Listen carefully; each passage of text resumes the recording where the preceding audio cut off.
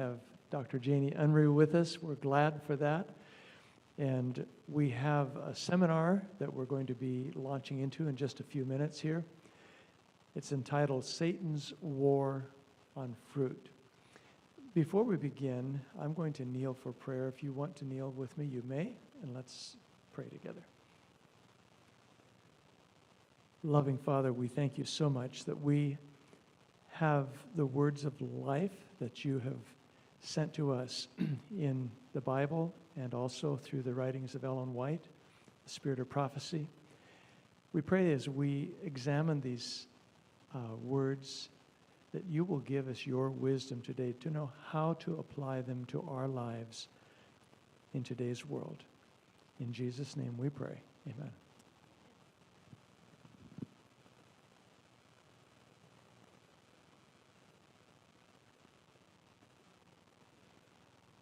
All right, welcome back again, everybody. So glad to see you. Today, we're going to continue on our series, Health for Eternity. And this morning, we're going to be talking about Satan's war on fruit. And then we're going to talk about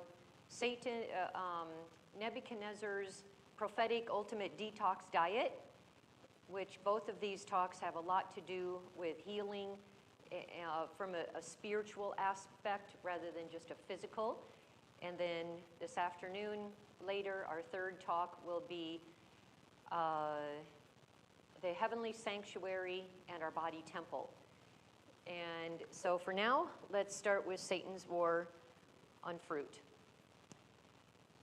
We talked a little bit yesterday, but let's kind of go over just very briefly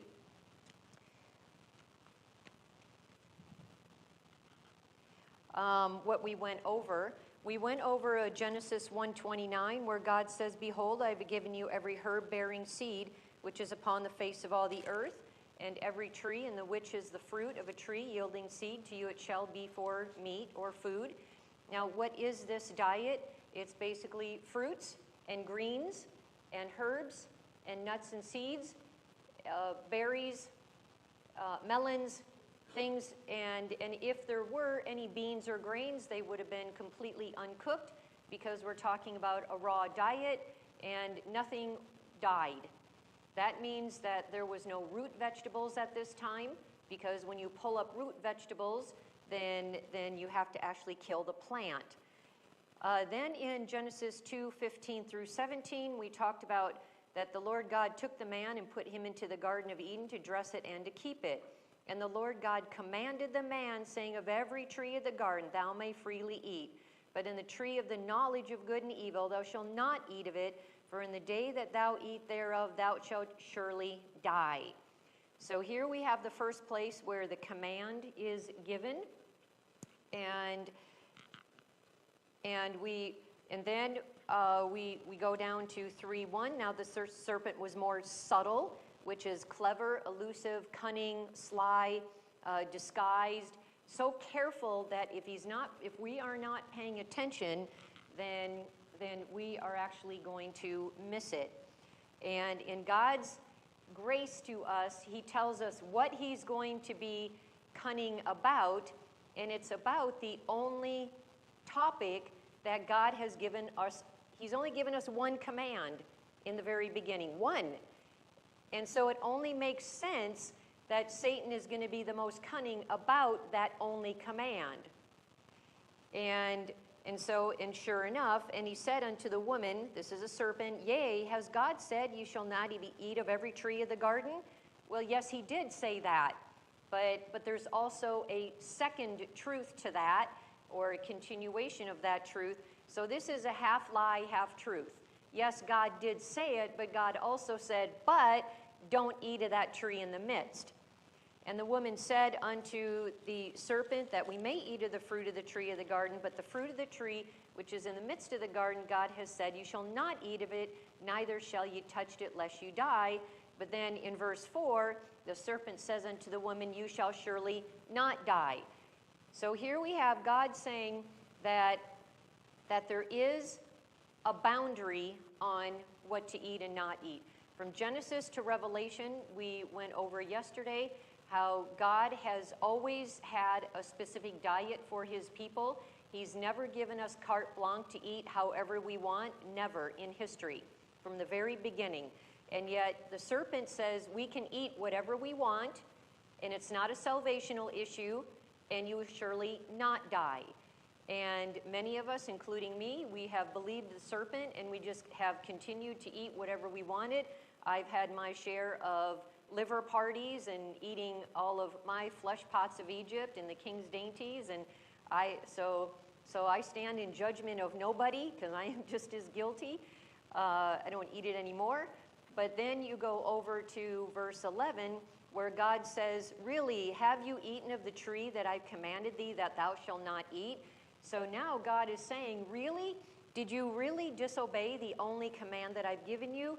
And then in 17, and God said to Adam, because you have hearkened unto the voice of thy wife, and have eaten of the tree which I commanded you, saying, thou shalt not eat of it, cursed is the ground for thy sake, in sorrow shalt thou eat of it all the days of thy life. And then in the next verse, this is where vegetables are added, the root vegetables, the herb of the field. So now we're into the woody vegetables, anything that you can pick from the ground, like carrots, potatoes, any of the root vegetables, beets, rutabagas, turnips, and then also the woody vegetables that don't keep growing, such as well, asparagus keeps growing, but it's a woody vegetable, just like cauliflower, broccoli. So those would have been added afterwards, and so that is part of the diet for today, because we do live after sin. But we're going to see what is God's end time diet for the church of Laodicea, for the 2300-day prophecy of living in the antitypical day of atonement. And then we're not going to go through everything what we went through, but from Genesis to Revelation, because if you go to Revelation 22:2, then it says, in the midst of the street of it, and on either side of the river, there was the tree of life, which bare 12 manner of fruits, and yielded her fruit every month, and the leaves of the tree were for the healing of the nations. So here we are right back to the Garden of Eden diet.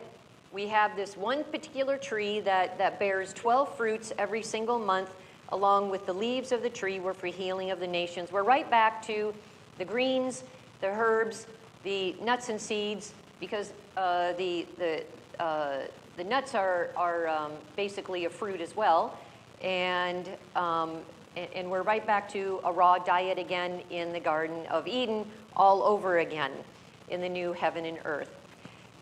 There is this war out there on fruit, and you may have not thought about it as a war, but by the time I'm done, you will definitely recognize it.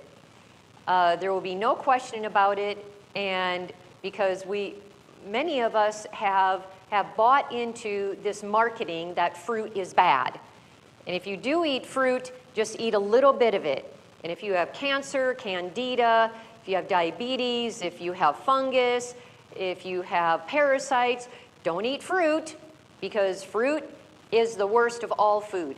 And did you know, statistically, when you look on like Health Canada or CDC, you look on the country in like Health Kenya, and in many of these countries around the world that have a health website for their nation, you see a pattern again and again and again, and there's one food group that is lacking among every single country in the world. What food group is that? It's fruit. It's fruit and vegetables, but they mainly talk about fruit. Even though, and they also say that and raw fruits and vegetables are exactly what we need to increase in our diet, but yet it's the one food that we don't ever eat enough of. And that's consistent around the world. And if you were to do a survey with people, maybe not Adventists so much, but even Adventists, and a good number of them, us, if I were to do a survey, and I would say, if you had to give up one food group and you could never eat it again, the one that you see is the most useless and kind of, you know, it's got no protein, it's got too much sugar, it's kind of useless, it's expensive, it's GMO, it's sprayed. I mean, just throw out all the excuses. What do you think that one food group would be? It's fruit. Because we have bought into the lie that fruit is bad. And so when we listen to this marketing thing, people of the world, we get caught up in this scam. But I want to show what actually the Bible and Spirit of Prophecy says about what our diet should be. I want to share why fruit is important. Fruit, most people have no idea how healthy fruit is, though it is the most healthiest food group on the planet. You can't get a more healthy food group, and that's exactly why Satan attacks it. Because people say, well, you know, I'm not going to get enough protein. I'm not going to get all the vitamins. If I don't have my grains, where am I going to get my B vitamins? If I don't get my beans, where am I going to get my protein? So let's see actually about the truth of this. All fruit is very, very rich in phytochemicals, antioxidants, bioflavonoids, anthocyanins. They're very rich in minerals such as the potassium, the magnesium, the calcium, the phosphorus, the sulfur, the chloride, the sodium. They're rich in trace minerals like iron, zinc, copper, manganese, boron, chromium, molybdenum. And then they're also very rich in vitamins A, E, and K. They're also very rich in the water-soluble vitamins. All the Bs, our fruits have all the Bs that we need and all the Cs that we need. Now, there are about 99 different vitamin Cs in different kinds of fruits and vegetables when they're raw. They are very heat sensitive, so as soon as we cook them, steam them, they really start to lose a lot of their vitamin C because it's heat sensitive. And it's also got all of the vitamin Bs that we need, 1, 2, 3, 5, 6, 7, and 9. We don't see vitamin B12 there because God did not intend for, He intended for us to get our vitamin B12 through gardening. And so we can't blame God for our lack of following counsel where we don't do our own gardening and say, well, this is unnatural. Because I need to take a supplement of B12, it's not a natural diet for mankind. Well, it is, did you have a comment or question?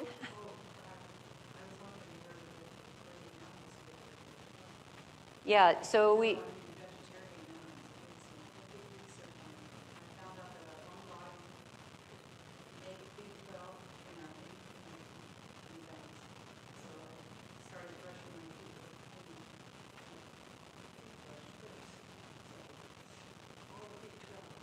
Yeah, so when we sleep, our mouth does make B12 because it's a bacteria. So if you wake up, swish, and swallow first thing, you're going to get some, but it is not nearly enough from what we need.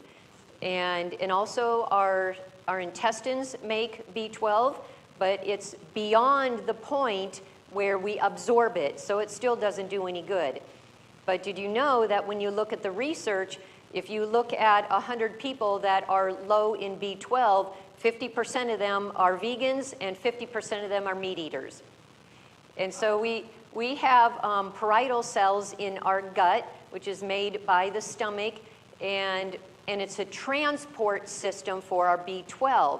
We are to get our B12, research shows that we get a good amount of B12 from organically grown produce when we grow it ourselves, and it's not shipped all over the place. As long as we don't wash it to death, because everything in the grocery store is triple washed and it's not, you know, everything's gone. It's super, I was going to say aesthetic, but that's not the right word. What is it? Sanitized, yes. And but even the research shows, even if we take chlorella, spirulina, wheatgrass, the nutritional yeast flakes, those things, the research is quite clear, we still cannot get enough. And that's because vitamin B12 is a very unique kind of vitamin, that the more that I intake, the more that my body will utilize.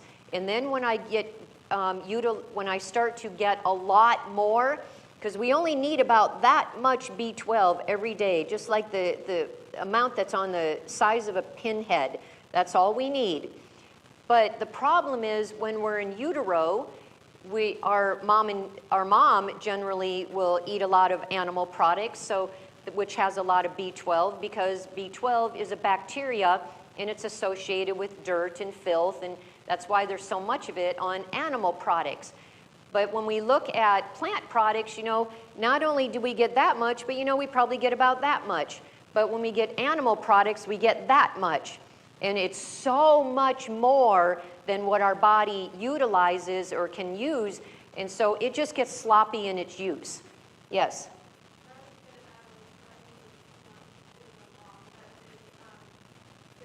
Maybe we should have a roving mic.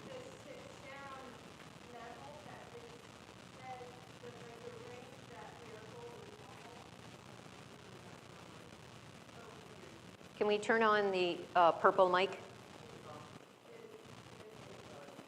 I was just going to say that the normal range that that doctors will test for people, the normal range is based on normal people, not on vegans, right? To begin with.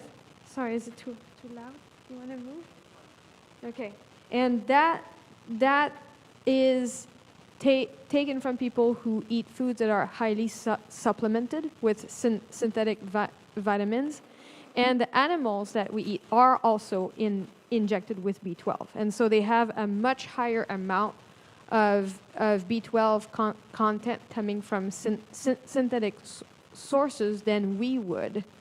And so the true test of knowing if you're deficient or not is not necessarily the B12 level, but another factor that we test called MMA, and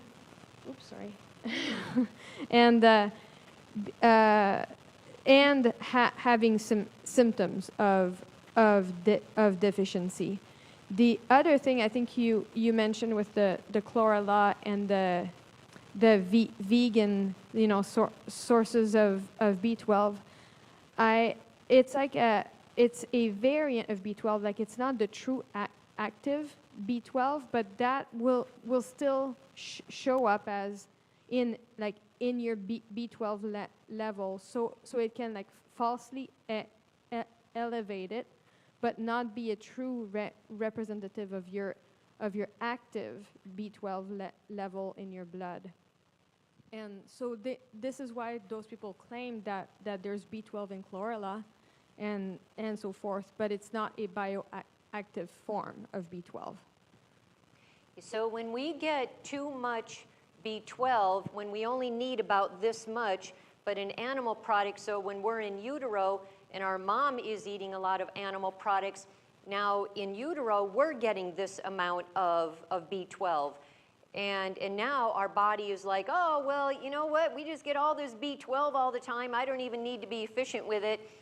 And so it just is really sloppy, meaning that if you have a kiddie pool and you want that much water in it for your little toddler, you go, it's equivalent to going to the fire station, bringing a fire truck to your kiddie pool and blasting that fire hose full blast and trying to fill the kiddie pool. And when you have it full blast, well, the water's just going to splash all over the place. And so what you need to do is you need to turn down and probably remove the fire truck and put a garden hose, and then you put it on low, if you just want a few inches. So this is the problem. And now, so when we're now raised on an animal-based diet, and we're getting this much every day when we only need like that much, our body has become very inefficient at utilizing it. So now we need, and then at some point we decide to go vegan.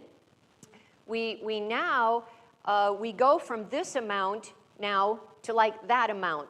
And now we start having B12 problems. And yes, we are still getting more, and our liver does, on average, store about 5 to 7 years in the liver. So some may not last 5 years. Some may start having B12 symptoms at 3 years, and some may at 9 years. But the average research shows 5 to 7 years is the amount of B12 that's stored in our liver.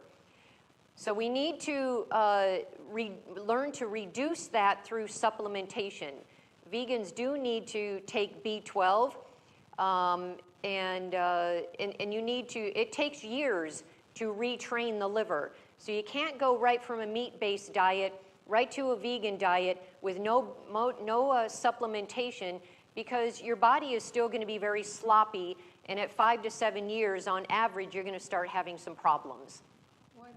Can you go through the symptoms quickly? Yeah, some people will get numbing around their lips. Some people can get numbing or tingling on their fingers. Most of the people start with numbing and tingling on their feet, on their toes. People, they become very sensitive. You might not even be able to feel the bottom of your feet. I've worked with a lady recently who had neuropathy on the bottom of her feet, and after about 3 months, when she was in the shower, because she could never feel the shower water, and she told me in one of our consultations, she said, yeah, just this week I felt something that I haven't felt in years. And I said, yeah, what was that? And she says, I actually felt the shower water. I actually felt the bottom of the shower and the water actually hitting my feet, just from changing to a plant-based diet and putting her on some B12 supplement. Because what it does, when it takes B12 in order to make, it's one of the ingredients to make our myelin sheath that goes over, it's a protective coating like the covering of an onion that goes over all of our nerves. But when we don't have B12 or zinc, it actually can, the body's not able to make that onion sheath, and so now our nerves are exposed, and now our brain doesn't know where our feet are eventually. So that neuropathy can actually start at the bottom of the feet, start climbing up the legs eventually, get up to the knees, it can go up to the thighs, and it can start going up to the hips until you're in a wheelchair. And not because there's anything wrong with your legs, it's because your brain just doesn't know where your feet are, because the myelin sheath has not been, the ingredients to make it is not there.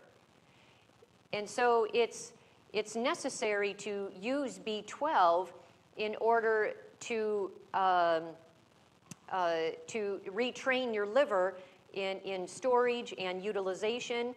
And I went vegan at a time when everybody in the world was saying you don't need supplementation, including B12. So I thought, oh, I'm eating a whole food, plant-based, really clean diet, because I was even organic and non-GMO even back then, 25 years ago. And so, but then eventually, here I am teaching diabetes, that's my specialty, and I end up with neuropathy. And as I'm teaching my people about neuropathy, I'm like, hey, wait a minute. I'm talking about my own symptoms. I've got neuropathy, because I was wondering what was going on with my feet.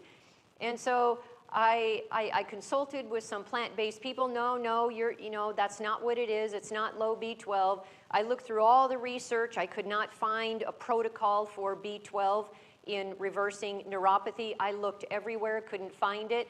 And I went from one doctor to another, and until I was like, you know what? I'm going to be my own doctor. I'm going to try B12. And I tried it, and it started to work. And I had to create my own protocol for myself. And then as other people with diabetes were telling me who have neuropathy, now I was able to create protocols for them. It's an amazing protocol, and it's not even written up anywhere. I should probably write a research paper about it, because there was a lady even in a wheelchair and who could not walk, and she was on metformin. And metformin prevents the formulation of B12, and it destroys it.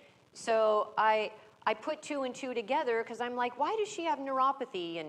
And so I just started looking through the research, and I happened to come across one of the side effects of metformin about this B12 association. So I told her, I said, well, are you willing to give this a try? I have no idea, it's not written up in the research, but are you willing to do a B12 protocol?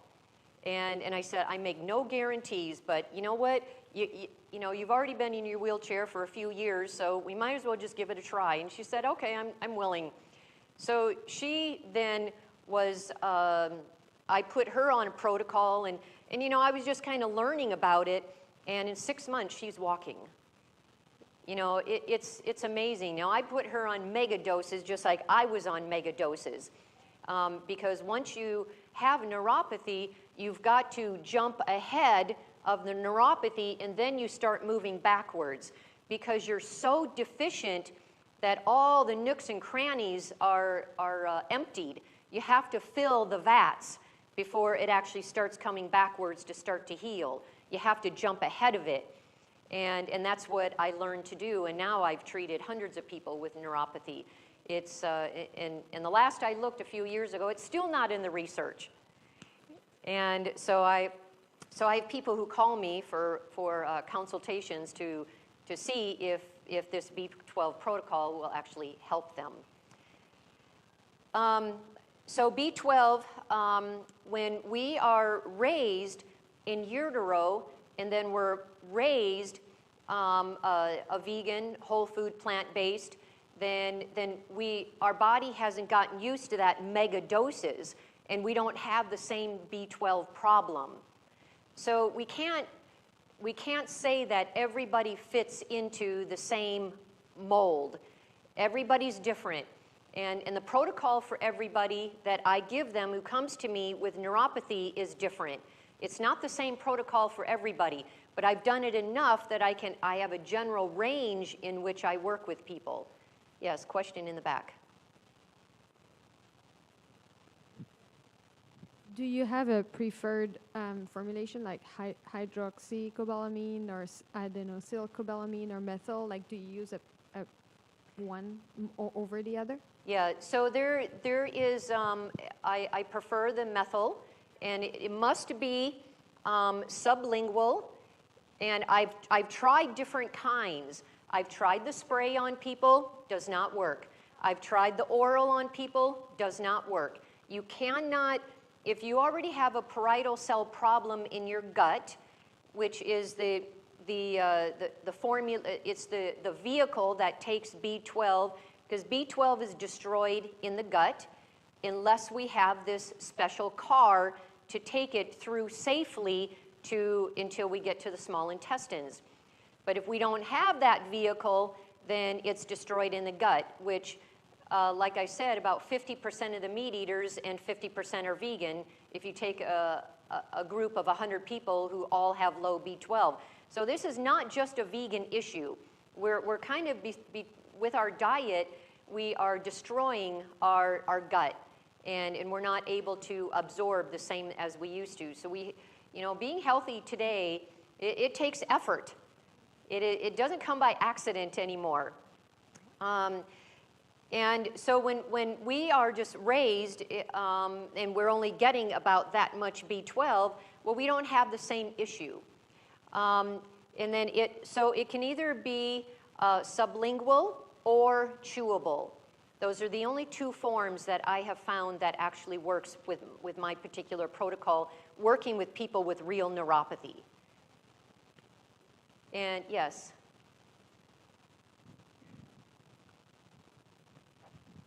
What are other is this on? Yeah. What are other symptoms that have to do with the deficiency, because since I was a kid, struggled with canker sores in my mouth. I went on B12 as an adult, and I don't have them anymore. And I'm just wondering if there's a connection there, or... I'm not saying there isn't, I just haven't come across that one yet. But some of the others, because it also takes B12 in order to make healthy red blood cells. So when we don't have enough B12, we can also end up with enlarged red blood cells, which is not good. And then it also, we can be fatigued, tired. We feel like our legs are made of cement. And it's just like you get, from the bottom of the stairs and you run up the stairs and you skip stair, like every other stair. You get to the top and you just kind of collapse because your legs just kind of give out. It's that kind of fatigue. You just feel like there's just something wrong. You're just always tired. It just doesn't seem to matter, how much sleep you get, how good you eat, how much water you get. It just doesn't seem to satisfy anything. You're just always chronically fatigued. It just does not feel good. And as soon as somebody starts taking B12, many times they can start feeling better with one dose. One dose. And so it's quite powerful when we give it to people properly. So I can't give you, if anyone's interested, I'll talk to you privately about it. And if you're a practitioner, I'm happy to do a consultation with you, because when I teach about B12, I give an entire hour program, because I want people to understand what they're doing. We go through the physiology and we go through, everything. I don't just give them, a 5-minute quickie. I want, people need to do this responsibly. So we don't have to really, you can see, we don't have to worry about, look at everything that it has. There's not much that it doesn't have. It is if the only thing that we have for ourselves is fruit, and there's nothing else, and we're kind of on this desert island with no greens or anything, it is still calorically life-sustaining. We will live a very healthy life for the next several years without anything else. Now, fruit is low in a few things. I'm not recommending an all-fruit diet. I do not recommend it. I'm just saying that it is that healthy that the only things that it will be low in is we're going to be a little bit low in calcium. We're going to be a little bit low in sodium. We're going to be low in protein and vitamin K. And those things then are supplied, the rest of it is by leafy greens. So in our leafy greens and in our fruit, if you're getting a nice wide variety of fruit and leafy greens and just a few nuts and seeds, you literally are getting everything that you need. We have a question back here. I don't know if you're going to cover it in a future slide, but I was wondering, do you discuss the exclusion zone water or structured water in fruits? Is that something that you have delved into and discussed? Yes, Okay. Actually I get into it a little bit on the next slide. Great, okay. Yeah.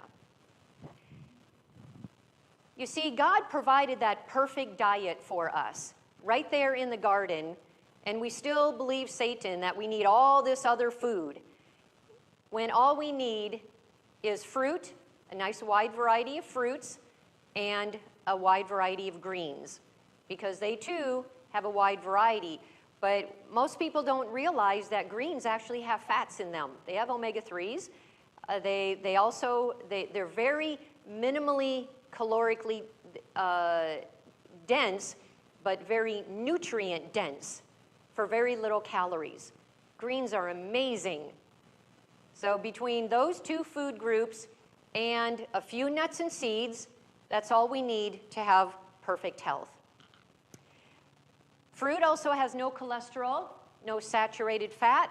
It's high in simple carbohydrates, which is our body's main energy source. Now, the world would like us to believe that a carb's a carb, a fat's a fat, and a protein's a protein. That can't be farthest from the truth. A Twinkie is not the same as an apple. That sugar is completely different because a Twinkie does not have, is not nutrient rich. It does not have phytochemicals, antioxidants, bioflavonoids. It doesn't have all those minerals, and it doesn't have the fat-soluble vitamins, the water-soluble vitamins. It doesn't have any of that. So how in the world can a Twinkie be equal to sugar as an apple or a mango or watermelon? When we start to think about it logically, it doesn't even make sense. But yet the world has bought this lie that a sugar's a sugar. Oh, if you have diabetes, candida, cancer, don't have fruit because of all that sugar in it. But yet, look at all the healing properties that are in fruit. So all fruit has amino acids. Oh, I should say, in that second point, it's our body's main energy source. Did you know that when professional chess players are in their chess game for like a day or two, they can go through like 10,000 calories throughout that chess game. And they are mainly eating fruit. And when you look at professional athletes, even those that do keto diet is a high-fat, protein, low-carbohydrate diet. And what do? Like 3-4 days before their match, they give up all their animal products and they go to fruit. And yet they still say that they're on a carnivore diet. And that's what they promote, is a carnivore diet, even though that's not what they're on when they're competing. It's a little shady.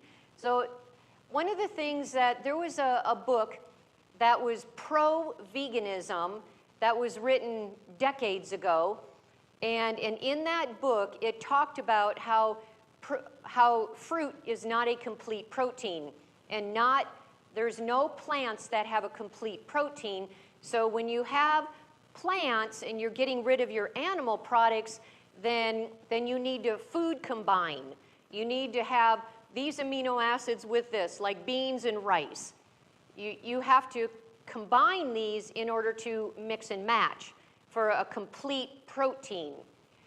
That has now been debunked very, very well. And now, as of, I don't remember when I first started reading it, it was less than 10 years ago, we now know that all fruit has all amino acids. We miss nothing. And it's God's perfect food. And also the protein has been highly overrated. How do we see the raw foodists out there, the fruitarians, the frugivores, how do we see them as these big bodybuilder muscle guys and ladies? How is that possible on a frugivore diet? We have been marketed to in such a way that it defies our logic. It doesn't make sense to us until somebody points it out that, hey, there really is enough protein and all the vitamins and minerals that we need in only greens and fruits and a few nuts and seeds. And we've bought Satan's lie that we need all these other foods when we don't.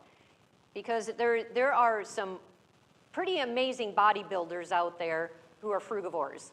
Yes.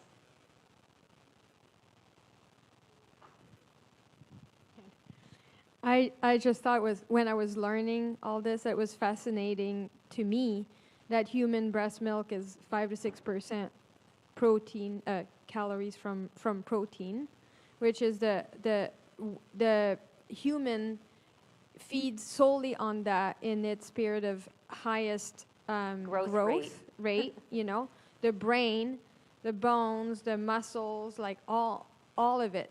And fruit has the exact same proportion, 5 to 6%. It's amazing. Yeah, it's amazing. Protein has been so overrated through marketing, through the meat and the dairy and the eggs and the cheese, and we do not need all these mega doses. Yes, another comment or question.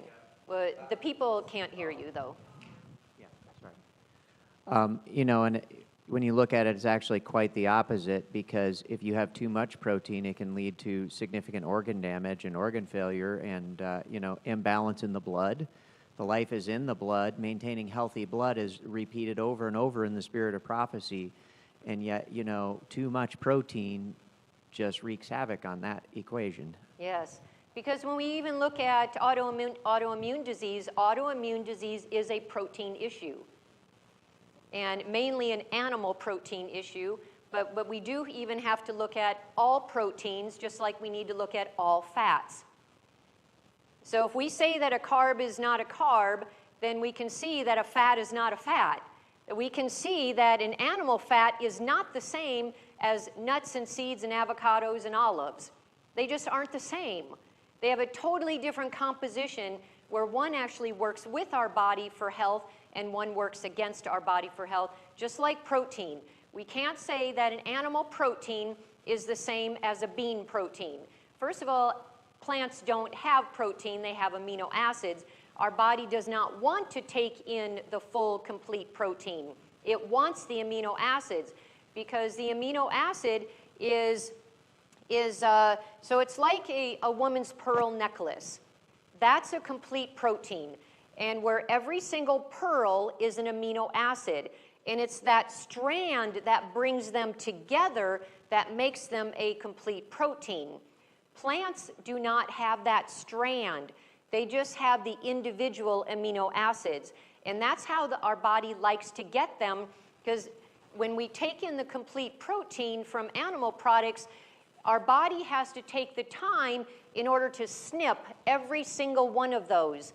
So it takes more effort to digest, it takes more effort to pull apart and to be usable, and then our body has to reassemble them in the way that it needs. Where when we get plants, the body that workload of digestion is removed, and it's much easier. And so now it is able to just take the amino acids as soon as it's broken down, the food, and it just puts it together how it needs it. And our body is able to save different amino acids if we don't have all of them in one meal. So we don't have to worry about them in one meal, or even one day, or even a couple of days. But within, the week, and certainly within a season, we want to make sure that we are getting a nice wide variety. And every single season and every month of the year offers us a nice wide variety. And one of the things that I just remember that I forgot to say is that there's 99 different vitamin C's out there in God's food. But when we get a vitamin C supplement, we get 1 or 2 of those. Or a fraction. Yeah. So it is our supplements. If we are eating a true whole food, plant-based, unrefined diet, we don't need supplements, with the exception of maybe vitamin D, for those of us who live north of the equator and don't get outside a lot. But see, God provided for the vitamin D just like he provided for vitamin B12. So he's taken care of the vitamin D through sunlight. He's taken care of vitamin B12 through organic gardening. But so we can't blame our food on something that God has taken care of, or we can't blame him for these things not being in food, because it was never intended for him. It was never intended to be part of our food. It shows that we have a symbiotic relationship with our food, that it doesn't have to be pristine clean, and in fact, it doesn't even need to be, we should obviously wipe off the dirt and rinse it, but we don't need to triple wash it, like the way that is happening in the grocery stores. But they have to, because they're, mass marketers. So and also many times when we are cooking our fruits and vegetables, this is where these are where our enzymes come from, are from raw fruits and vegetables. And if we are cooking them, steaming them above 119 or even 18, I dehydrate or I don't cook anything above 105. And so that way all nutrients are remaining in their complete unadulterated state.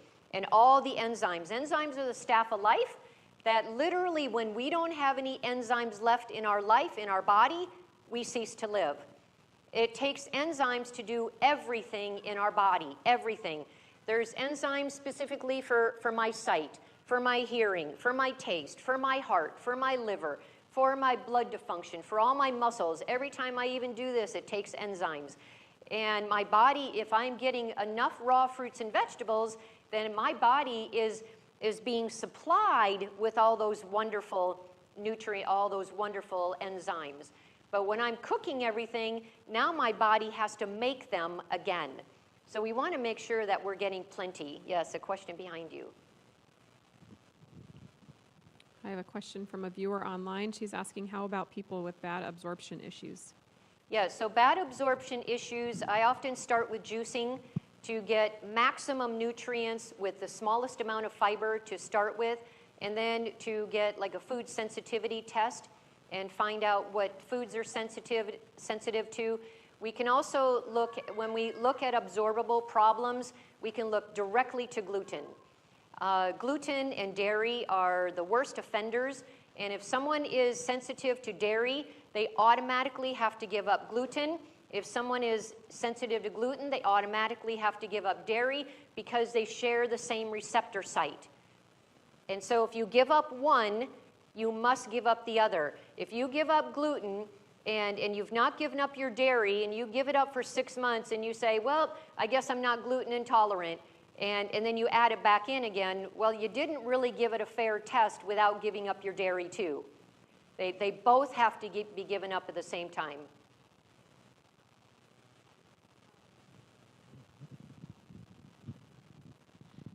I just want clarification. You mean they share the same receptor site in the gut, in the enterocytes?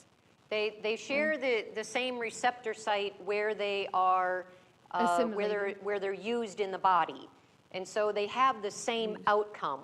So it's like I have a key to your house and you have a key to your house, and they both have the same outcome, and they create the same. It's just like for hormones, because we've got the pseudo hormones as well that come from plasticizers and pesticides, and so they just kind of sit there, and I mean those plasticizers, they sit there and do nothing, and so then that's the same thing. Yes. Yeah. Basically, one key is in the site and the other one can't be used, or vice versa. My question was, the person had mentioned absorption. Do you talk about supplementing with enzymes, or when we are well, it depends on what the issue is, but I rarely ever require someone to supplement with enzymes, because I find that with juicing, it gives them a boost of nutrients. They start feeling better, and their gut inflammation starts to calm down, and all the inflammation in their body starts to calm down. And now I can start to introduce fruit slowly. And I usually, with gut absorption, I usually wait for the vegetables, raw vegetables a little bit later. I'll have steamed vegetables to start out with.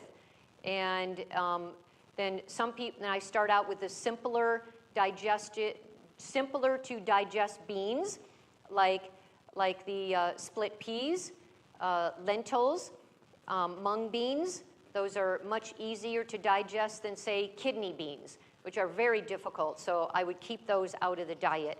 So everybody gets kind of a personalized program. It depends on what their issues are.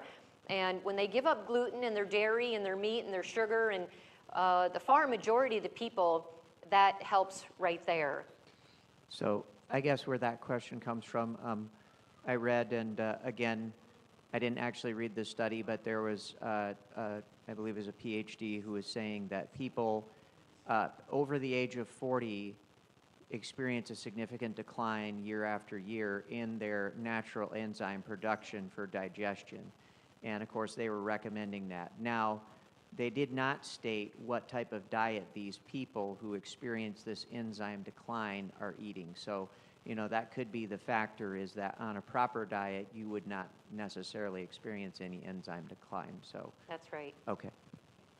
Yeah, so that just shows, and you're right, I mean, there's lots of research that shows that our enzymes are decreased, our absorption decreases, but that's because of our terrible diet as we're being raised, and that we choose to eat. We're literally destroying our gut by the way that we eat. And so our body goes through a secondary and tertiary emergency backup systems until eventually when we get to 40, 50, 60, our bodies can't take it anymore, working on the emergency system.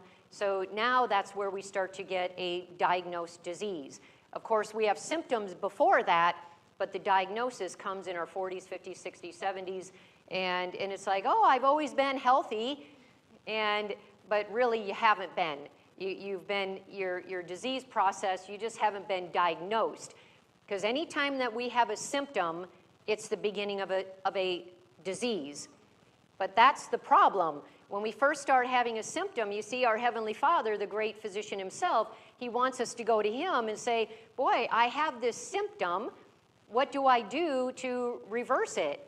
You see, this is how God is perfecting our character, is that we go through him and he's perfecting our diet. Every symptom is another opportunity to come to God to improve upon our diet. Sorry, one more. I will. So basically, what I hear you saying is that because of the way our body is designed, we have amazing compensatory mechanisms that hide disease. So basically, just because you feel fine right now and you may think, oh, this diet change isn't for me, I'm okay, it could just be that your body was designed in such a way that it will, compensate and have these, homeostasis mechanisms that will take over for a while, even decades, it sounds like. But the fact is that at some point it will catch up to you and it will manifest in disease because it's not the plan that God had for us. God commanded a certain way, and when we deviate from that, eventually there would be some sort of consequence. That's right. Okay. So every symptom is the beginning of a disease, and we have to catch these symptoms early. Because if we don't catch them early and we just ignore them and, oh, I can live with it and I just want to leave my diet and lifestyle the way that it is, that's where the problems start and our body starts to suffer long term. When we can eat fruit in abundance with less concern of weight gain, it is really hard to eat enough fruit to gain weight. You rarely see a frugivore or a fruitarian or someone on a high raw, high fruit diet who's fat. You just hardly don't even see it. And then we see that fruit also eliminates toxins at a cellular level because of the natural fruit water that's in there. And it's that natural fruit water that flushes out. So if you're not used to drinking water very often, and then you drink water, you're just like, wow, I just have to go to the bathroom all the time when I drink water. That's because our bladder has shrunk so small. So water is an exercise program for our bladder. Fiber is an exercise program for our digestive system, just like lifting weights and running and hiking is an exercise program for our muscles. God has, and just like reading the Bible and praying and learning and studying is exercise for our brain. So God has all these exercises for us, and when we don't properly use them, if we don't use them, we lose them. So when we are first starting to drink water or eat a lot of fruit, all of a sudden we have to go to the bathroom all the time, like mega times a day.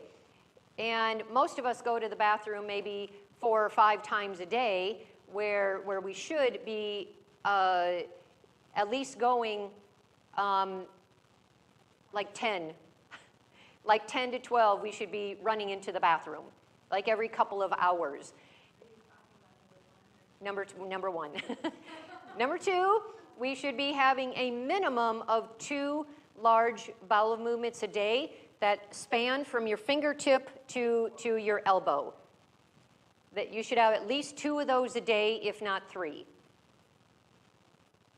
And there's many times, now and 4 is fine as well. You probably won't get that large in 4 times, but there's times that I do 4 in a day, and I'll tell you, it's like really feels good, you know, to be cleansed out like that because of all the fiber that I eat. It's very cleansing in our body. And so when you first start adopting a lot more water and a lot more fruit, you do have to go to the bathroom. That structured water in that fruit gets in at a cellular level, and it is neutralizing to all those toxins, and it's alkalining, and it starts to release all of that mucky water that's in our cells right now.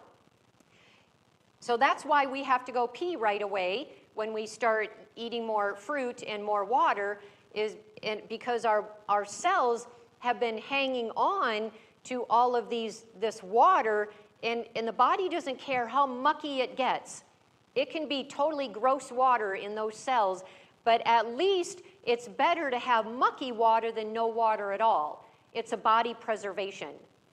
And then once we take water in, or fruit with that structured water, now it replaces and flushes out all the cells, and now we have to pee. And that's what we want to happen. But too many times we call it an inconvenience in our life, and we stop drinking water, or I'm not going to eat this much fruit because, man, I have to just go pee all the time. When that's how God created us. It's how we're designed. We're supposed to pee, you know, like 10 to 12 times a day. Eventually, you'll get to a point where in the very beginning, you might even have to wake up in the middle of the night, even 2 or 3 times. But eventually, when your bladder is at the appropriate size, all your cells are not panicked to maintain all of this water, and it knows that it's freely flushing those cells with every meal and every drink of water. It's not going to hold on to it as much anymore because it knows that it's going to be getting it, and eventually everything kind of settles down, and it might take a couple of months to not have to go to the bathroom in the middle of the night. But it does get better. It might start out with 3 times, and then 2, and then 1, and then you'll be relieved. You'll be like, wow, I could finally sleep all night. So, but allow your body to do what it is designed to do. So therefore, when we are looking at all that fruit, why in the world would we tell somebody with cancer and diabetes and fungus to not eat fruit? It doesn't make sense all of a sudden. Because it's got all of the nutrients that we need in order to heal. So it also then eliminates toxins at a cellular level, the heavy metals, it purges the stagnant fat, and it hydrates at that cellular level. That also eliminates cravings and addictions. When somebody comes to me with addictions, I don't care if it's drugs, alcohol, tobacco, coffee, sugar, meat, it doesn't matter. If they want to get off these substances, the first thing I do is put them on a very high fruit diet, because I know at a cellular level it helps them. And it takes all those toxins out, just like we have to sweat in order to get the toxins out. And so it helps people to overcome their addictions much faster and easier. And I have people coming to me who are on tobacco, coffee, tea, chocolate, sugar, and they are alcohol, and they are able to overcome their addictions like with very, very little troubles. That's why when we look at addiction centers, they have a high failure rate because they're not feeding their people properly. What they do is they go from one drug to another. So instead of having their alcohol or their street drugs, now they're given all the donuts from Tim Horton or what's the one here? That green label. What is it? Yeah, Krispy Kreme, but the Starbucks. Yeah, so Starbucks, they give those donuts for free up in Canada, many addiction centers get Starbucks the donuts for free. And they're also given free coffee with all the sugar that they can use and all the cream. And so all they do is just swap one for another. But when you get a true wholesome diet in somebody, their addictions go away and their recidivism plummets. It's amazing just by getting more fruit. More fruit is almost the answer for everything. Question here? I was going to say, it sounds like they just swap the consumer, from being a consumer of one product to securing that they're still a consumer of another product. Are you addressing, or would you address the notion of having, when you eat too much fruit, that you have high blood sugar, or Yes, I how get it to affects that. your blood? Okay. Yep. Whole section on that. And of course, fiber is very rich in fiber to prevent blood sugar spikes. Unlike refined and complex carbohydrates, our blood sugars will spike with our ding-dongs and our Twinkies and all of our sugar candy and even when it comes to granola that has too much sugar in it. And so it's going to spike it up, and then it's going to come back down again to a lower place than where it started. But when you have fruit, it takes it up nice and gentle because of that fiber. Also, fruit is lowest in sodium and calories compared to other food groups next to vegetables. It's natural, it's got natural nitrates. The nitrates are what help our vessels to be elastic. And if we don't get enough fresh fruits and vegetables in their raw state, we will end up with high blood pressure, high cholesterol, and we are at increased risk of a stroke and a heart attack and thrombosis and all sorts of health problems. It's very high in prebiotics, postbiotics, and chlorophyll. Chlorophyll is absolutely needed in our body. It is only one molecule away from our blood. And if you put a tarp over green grass or over a green tree with lots of beautiful leaves, and you put a tarp over it, in a week, it's going to start turning yellow. And that's why, because it's the sun beats energy into the growth of these plants, and then that energy now is transferred from the sun to the plant to our body. It's that chlorophyll that our body needs in order to heal as well. It's God's ideal diet for his people. It boosts the immune system. It's anti-aging. It reduces the risk of every disease out there. It's anti-inflammatory with all those antioxidant properties. It's also anti-aging to the brain, such as ADHD, Alzheimer's, memory loss, bipolar, Parkinson's, depression, anxiety, brain fog. It's amazing the results that we get, that I can get by introducing people to this wonderful fruit. And those enzymes, many times our raw fruits and vegetables have so many enzymes, they just digest themselves. Our body doesn't need to make extra enzymes. Anytime we cook anything, even if it's beans or grains, anything that's cooked, the enzymes are destroyed. Yes? There was a question, and maybe this is just clarifying. There aren't a lot of fruits with chlorophyll, right? So you're including the greens in this. Okay, Yeah. all right. And then a second comment. Very recently, studies have shown what you're saying with the radiant energy of the sun and chlorophyll.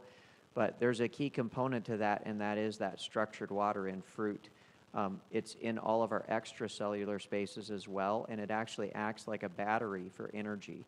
So if you have chlorophyll and the right amount of structured water and you get into the sun, it's no-cost energy, which is a big deal to the body, because to take glucose and turn it into ATP, it requires a huge, intensive process, 32-step process, in the presence of oxygen. But if you can somehow get energy just from the sun and having the proper amount of chlorophyll and having the proper amount of structured water, it costs your body nothing, and you have energy. So that's a huge factor in preventing aging. you're not costing your body any resources to get free energy. Yeah, amazing. Thanks for that comment. Overall, these are the properties that we absolutely have to have if we want to prevent or reverse disease. But yet, we've bought Satan's lie about this high-protein diet and that we absolutely have to have animal products in order to be healthy. But these are the properties that are mandatory for us to heal, but yet they're not in animal products, or they're found in very, very small amounts. Vitamin C, the way that we are created, we cannot make our own vitamin C. We need massive amounts of vitamin C. Tigers and lions and the predators, they make their own vitamin C. They don't need, because they have a different diet than we do. We are not carnivores. If we are true carnivores, like true carnivores, think about this, we would have to go out into the forest when we're hungry with no gun, no bow and arrow, no knife, and we would have to run after the deer on our own 2 feet or 4, and we would have to catch it with our bare hands. We would have to bite into it and kill it with our bare teeth and with our fingernails instead of claws. And then we would have to eat the flesh and the blood and the bones. And their fur. And so we are not created to be a carnivore in any sense of the way. God allowed it in order to shorten our sinful lives. And because after the flood, there wasn't anything. Yes, another comment. Why the bones? Yes, the bones, because, you see, these predators, they do not get cancer by eating raw meat with blood, because they also eat the bones. The bones are neutralizing to the acidic flesh, and because they're very, very alkaline. Yes. And part of the reason why they can eat raw bones is because their stomach acid is so much stronger than ours, and that breaks down the bones so Yeah. that they can assimilate the free minerals. We definitely don't have that equipment. That's right. And our digestive system is much longer than theirs, because all the fiber, the way that we have been designed is to eat fiber, which takes a lot longer to digest than the animals in the predator animals has a much shorter digestive system, and therefore it goes through them faster, and that meat doesn't putrefy and rot in their gut like it does for us, because our intestines are way too long for that meat, and we're not designed originally for that, and so it takes so long to get through our digestive, because it doesn't have any fiber. So we are not designed in any way. You see, the predators, they go after their food by speed. They don't need to have color vision like we do. We have color vision, and we have hands and arms to reach up to a tree to grab a mango, to grab an orange or an apple, a pear, a plum. We reach up and we look at all these different colors of fruit, and they're beautiful. Where the predators don't have color vision like we do. They don't need it, because they're not looking at the deliciousness of all the different colors. They're looking at speed.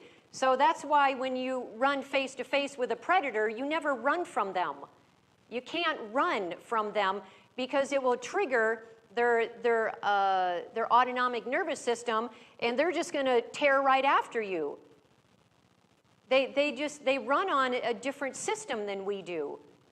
There's just nothing, we are not made for it. Their taste buds different as well than ours? Oh, I would assume so. I don't think that raw meat and bones and blood tastes good to me. But, you know, we do have a lot of predators that actually do eat fallen fruit. Like if we have fallen fruit on the ground, apples, I mean, we see the predators even eating those. Yes. Touching on the colors, it's interesting because our bodies can identify by the color of the fruit its content. Somehow we may not know this fruit has anthocyanins or this fruit has lycopene, but have you ever noticed, and I think many people can realize this, when you've seen just a juicy red strawberry and you knew you needed to have it? Like somehow you knew you needed to have that just by looking at that fruit. It was something that you needed and your body craved it. That's because the colors, we can identify, various things. Like many people don't like blueberries at certain time of the year, but certain times of the year, blueberries are almost irresistible to people, and it's kind of like a signaling system in your body. You see that color, your body knows, hey, like many people crave the first greens of the spring, which, by the way, are dandelions, very cleansing to the liver and cleansing to the body. So, it's very interesting how the colors kind of signal us as, plant eaters that this is something that I need. Yeah. There was a very interesting book that was passed around when I was just a young boy about a lioness called Little Tyke. I don't know if you've ever heard the story. It would be worth reading. This particular little lioness became an orphan. I believe it was in a zoo in Seattle, a family that lived out little town of Auburn, Washington. They lived out in the country beyond there, but they took that and they kept it. And the lioness refused anything that had any kind of meat or blood or anything like that. It would literally not eat that. But it was totally vegetarian, and it was totally tame also.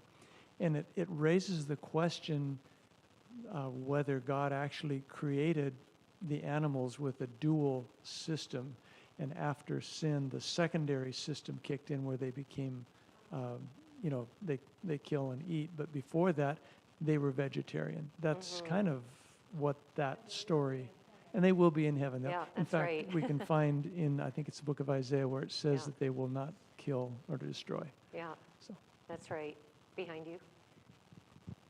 I have a comment from a viewer online.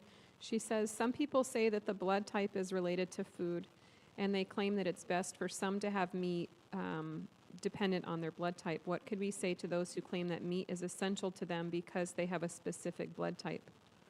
Do you have a comment So on that? there is nothing in the Bible or the spirit of prophecy that shows that there's any truth to this at all. So I take my teachings from the Bible and spirit of prophecy.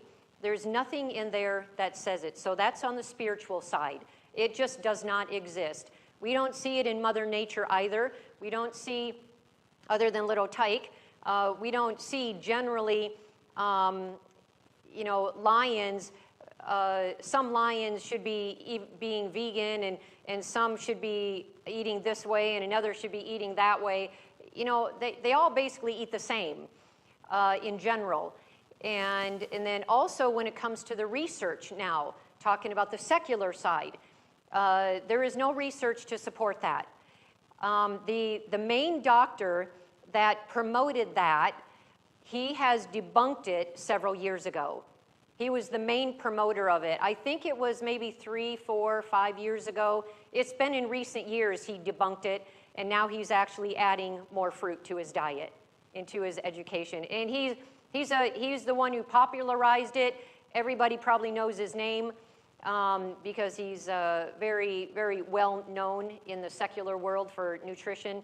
But there's no truth for it at all.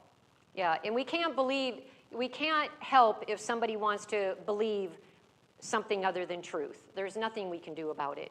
We can try to appeal to their intellect, but if they're going to continue to remain in their same belief, there's nothing you can do other than to be the best witness that you can. Yes? A question about future presentations. So there's a lot of science that has come forth recently that has debunked germ theory completely, and it's now, they're putting forth what's called terrain theory. And this diet that you're speaking of presents a favorable terrain for all the bacteria to be positive and beneficial. And that's what the studies are showing now. Do you discuss anything having to do with, terrain theory and how this mostly greens and fruit-based diet would be beneficial to promoting, less disease state and therefore less negative bacteria in the body? Yeah, so I can address it now. So basically, when we look on the pH scale, we can see that fruits are the most alkaline. And then you've got your vegetables, and just on the other side, barely on the acid side, you have beans, and then you have grains a little bit farther. And then, of course, you have all your animal products and your sugar and all that. And so we have to live in symbiosis with all our bugs. We all have bugs. That's when we die, we're consumed and by all of our bugs. But we have to live in a symbiotic relationship with them, and we have good and bad bugs living in us. All of us do. But they feed on different food. And so the bad bugs feed on this acidic food that's way far over here. And the good bacteria feeds on our raw fruits and vegetables.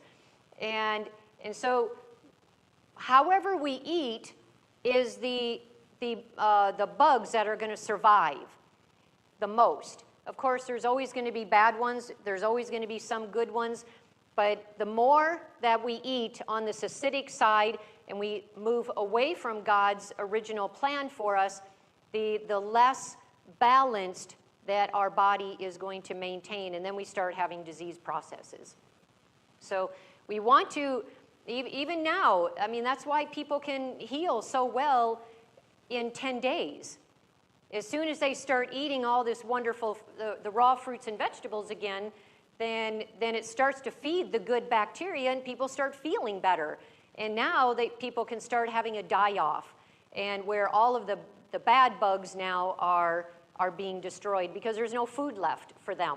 Yes? Sorry, could you take a moment to comment on these good bugs and perhaps the role that they play in producing things like neurotransmitters? And, is there any science backing up that the presence of this good bacteria actually would boost our moods or would boost our, our endocrine system? Is there any science backing up that these bacteria contribute positively to the overall environment of the body? I haven't really looked too much into those kind of details, but broadly, it's very clear in the research that these good bugs benefit every single function of our body. Our digestion starts to work better, our detoxifying system works better, our whole circadian system starts to work better, everything. So as far as specifics, if you have something that you're looking for, please share. Oh, okay. So yes, I've read a lot on this because the microbiome is emerging science and things. Yeah. And they say that 80% of the serotonin that the human body produces is actually by the flora of the gut. So if you do not have the correct flora, you're not going to have the happiness, hormone, neurotransmitter, so to speak. And there's other things like, for instance, butyric acid is only produced by the healthy bacteria in the gut, and butyric acid is very necessary in many processes in the body. And there's just a lot of emerging science that shows that if we don't have a healthy microbiome, which comes from this healthy probiotic, postbiotic diet that you're discussing, that our body just doesn't function at its highest level. And, some of the places that are hit the earliest are the endocrine system, the HPA axis, because these bacteria actually do that. All right, thank you for that. And because of the time, can I have comments and questions hold off until the end so I can get through this? Otherwise, we'll be here for about 4 hours. But thank you so much for your contributions. I really appreciate it. So these are the healing properties not found in animal products. The vitamins C, E, K, B9, B7, flavonoids, antioxidants, anti-inflammatory properties, dietary fiber, complex or simple carbohydrates, chlorophyll, prebiotics, sulforaphane, magnesium, natural nitrates, hydration, basically everything that we need for healing the animal products do not have.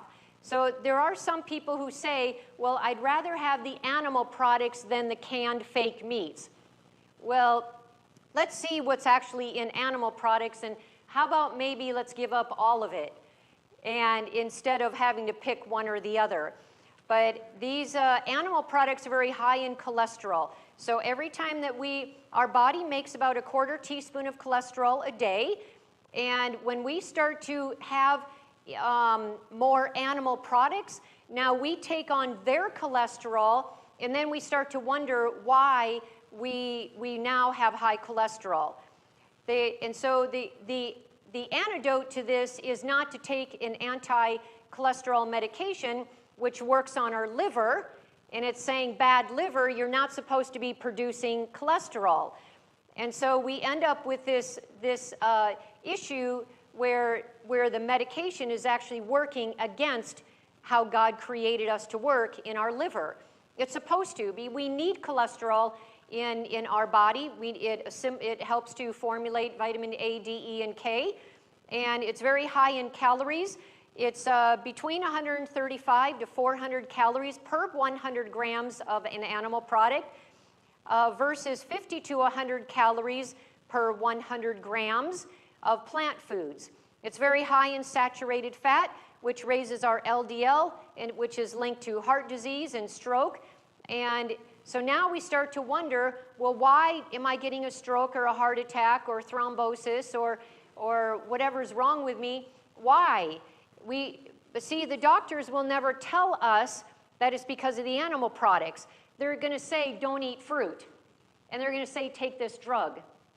And when the antidote is we need to stop our animal products, and when it comes to health. And it also is, animal products are the most powerful insulin producer of all foods. We don't ever hear that. It is the most powerful insulin producer because of the way that it clogs the insulin receptor sites. And the insulin receptor sites the insulin gets into the insulin receptor site, puts a key into the door, unlocks it, door opens, glucose goes in, blood sugars remain normal. But when we are having a lot of animal products in our diet, now that muck and gunk of the cholesterol, saturated fat, now gets into the insulin receptor site, and now the insulin tries to get in, and it's resistant. That's why it's the most powerful insulin producer of all food.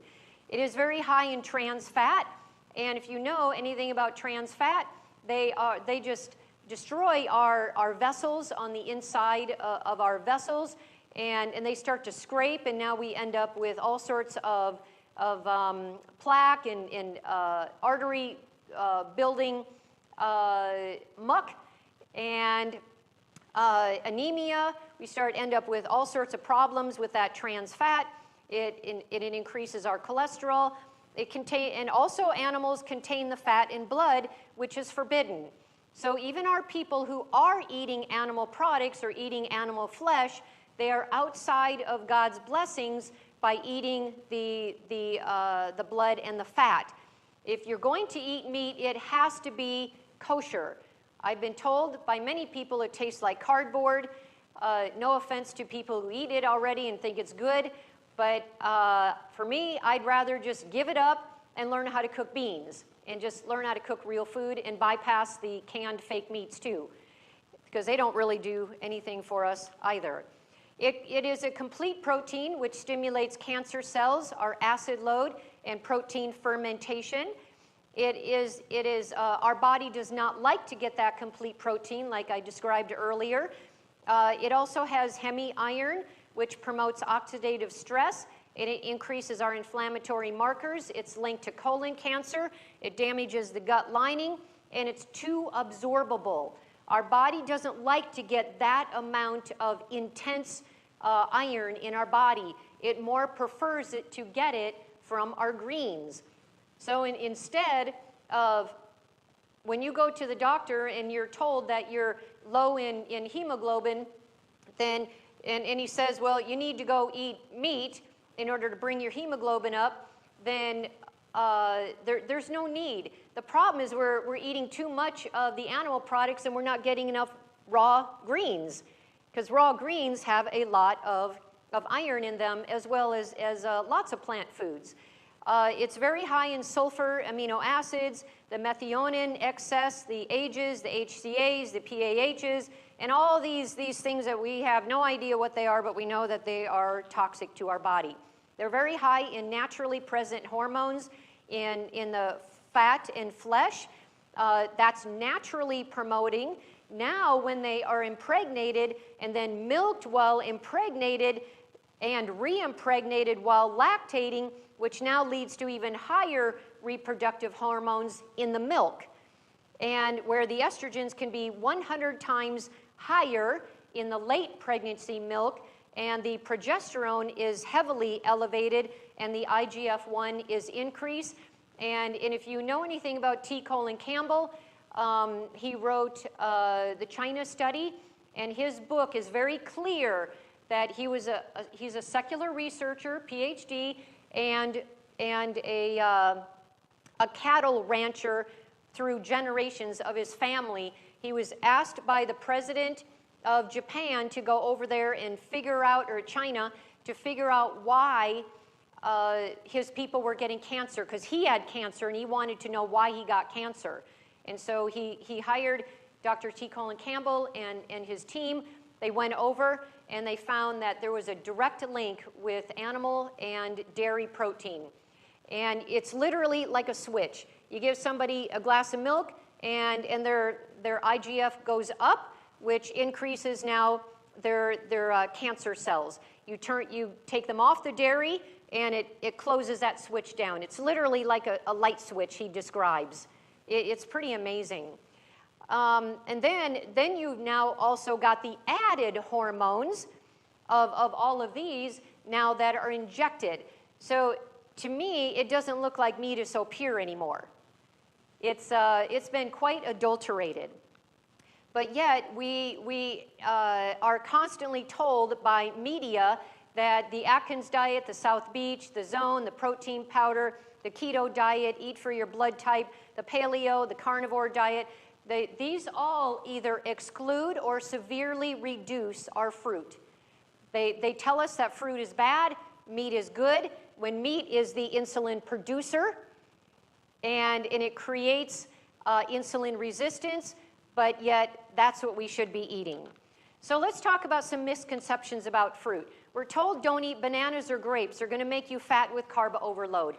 Well, I'd say for probably 25 years, up until most recently, I have been eating bananas like 1 to 5 or even 10 a day. And if that were true, that we get fat off of bananas, I would need to be on a weight loss program. And also when it comes to grapes, I eat grapes all the time. And again, I don't need to be on a weight loss program. We're also told that mangoes and cherries have too much sugar, yet we're not told about all the wonderful benefits, the fiber, the antioxidants, bioflavonoids, and our vitamins and minerals, and all that's in our mangoes and cherries. And then we're told don't eat cranberries because it's going to cause kidney stones, even though how ironic that it's cranberries that actually help is a natural remedy for a lot of kidney and bladder problems. We're told don't eat oranges because they can erode tooth enamel. Well, if that were true, I would not have any teeth, because I eat probably 10 little mandarins every day. For years, I would just have no teeth. Don't eat limes because they can give you a rash or interfere with medications, as well as don't eat leafy greens because it can interfere with medications. Now, I find this ironic that our doctors tell us, don't eat healthy leafy greens with all that chlorophyll and all the wonderful nutrients that are in that, but here, take these drugs. Now, I'm not recommending anyone to go off their drugs. That's not my job here. I'm not recommending that, but I want to teach you what's happening here. You see, the anticoagulant drugs work in opposition with the vitamin K that is in greens. So they work against each other. And so one one increases the I don't want to say liquidation, what's the word? It's an anticoagulant, so it thins out your blood, where the vitamin K, it helps for our blood to clot in appropriate manner. It gives the viscosity of our blood, and so they work in opposition. But when someone comes to me and says that they want to get off of their anticoagulant medication, then I call their doctor, the anticoagulation nurse, and I talk to them and I say, hey, we have a common patient here who wants to get off this medication. We need to work together here. And so so I say, okay, because what their job is to level out their coagulation number. And where vitamin K works directly against it. So I make a deal with the patient, okay? So we have to make your doctor and the coag nurse happy here. So what we're gonna do is we are gonna increase your greens, but you must promise that every single day you eat that amount of greens. Don't go down, don't go up, and you must promise, and you cannot skip a day. And then the doctor and the coag nurse, they're happy. And so, but eventually they can start eating their greens, their medications go down, because I also put them on high fruit and take them off all their animal products, their processed foods, and now they can eventually get off this medication. It's amazing how this happens. We're also told don't eat strawberries because they're bad for the environment. There is some truth to this, because if you know anything about the Environmental Working Group here in America, they are a nonprofit that goes from one side of the country to the other, north to south, and they just go to all the big grocery stores, and they have a list of groceries, of produce that they're going to buy, the same produce at all places around the country, and then they have third parties test them for all the pesticides, herbicides, fungicides, and everything. And then they have what's called the Dirty Dozen and the Clean 15. The Dirty Dozen, then those are the dirtiest. And the number one on that list is always strawberries. And let me explain. Strawberries are so filthy that if you juice them, that you can put them on your crops as a pesticide. That's how dirty they are. But yet, I will never tell you to not eat non-organic strawberries. I will say, eat to your heart's content. Why? That's because I'm going to explain it in the form of bioaccumulation. And I'm going to use fish because it's just an easy way to understand it. So you got these little fish in the ocean. They're that big. And every single day, they accumulate toxins. And if that little fish is alive for 5 years, and now you have a fish this big that comes and eats 20 of those a day. I don't know how many they eat. Maybe it's 10, maybe it's 50. I don't know how many they eat. I'm just going to say it's 10. And so these fish now eat 10 of those a day. Every fish has lived 5 years, and now all of that accumulation of toxins are now in their liver and in their fat and in their muscles, and now it transfers into now the fish that big. It doesn't go away, it doesn't get digested, it gets assimilated. And now you get a fish this big, and it's 5 of those a day. I don't know, maybe it's 3, maybe it's 7, I don't know. I'm just making up a number to make it easy. And so now the accumulation of these fish living 5 years, and this fish lives 5 years, and all those little fish live 5 years. You see the accumulation?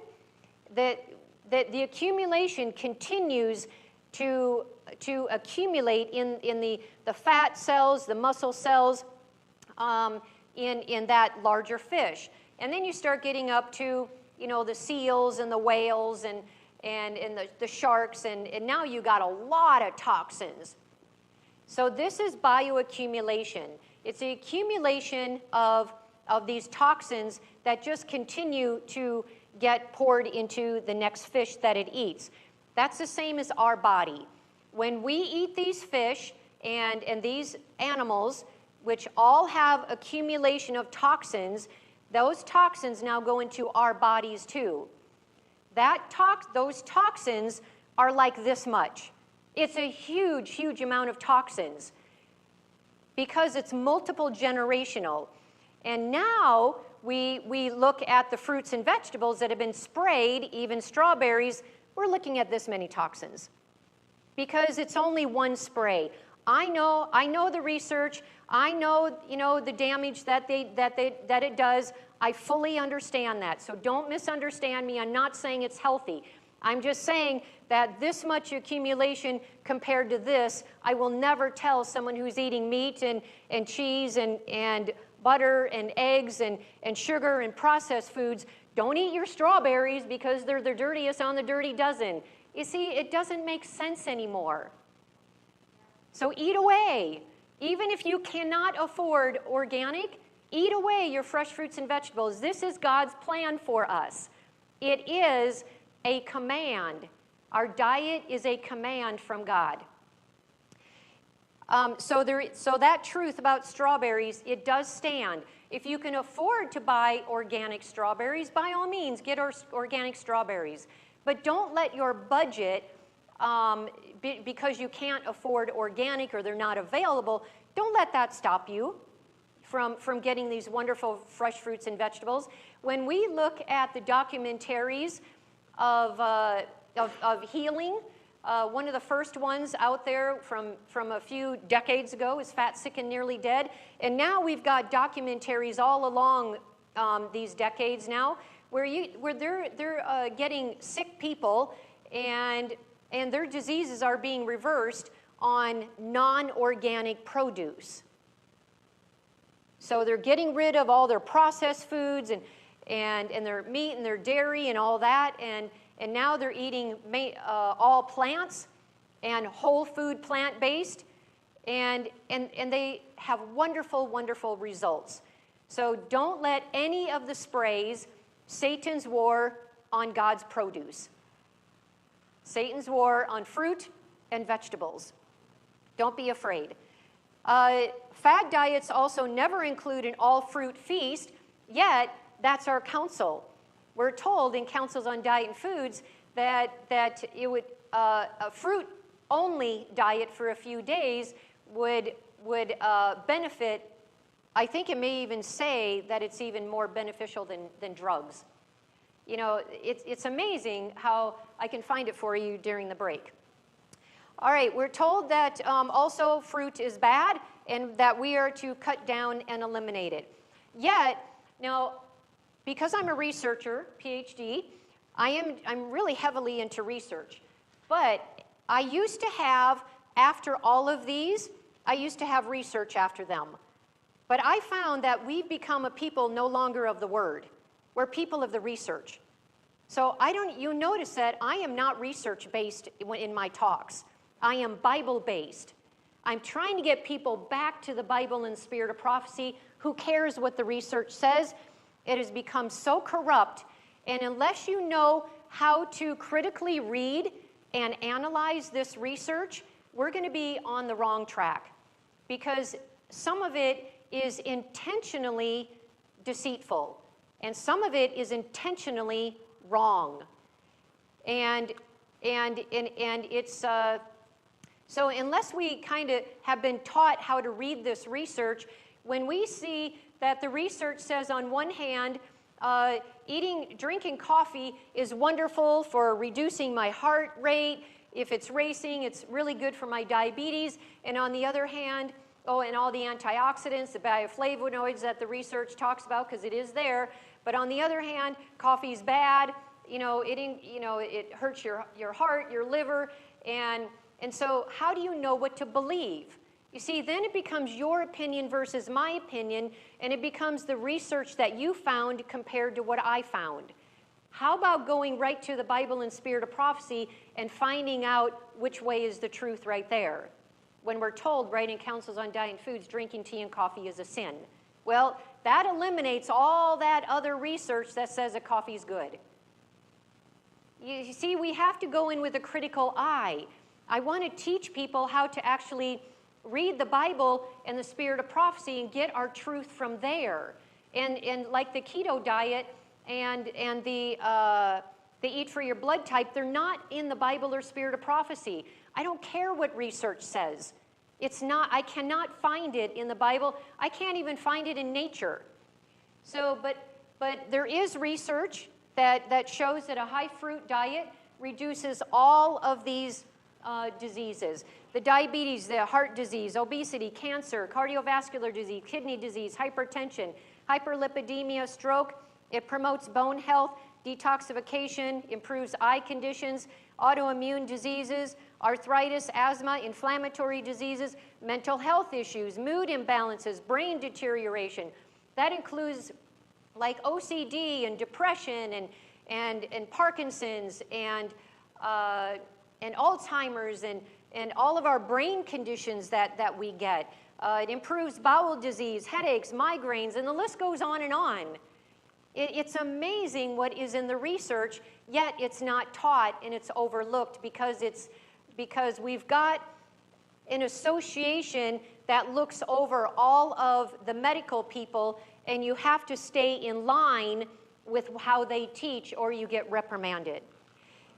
Now, let's talk a little bit about diabetes and what's happening with cancer and candida and everything.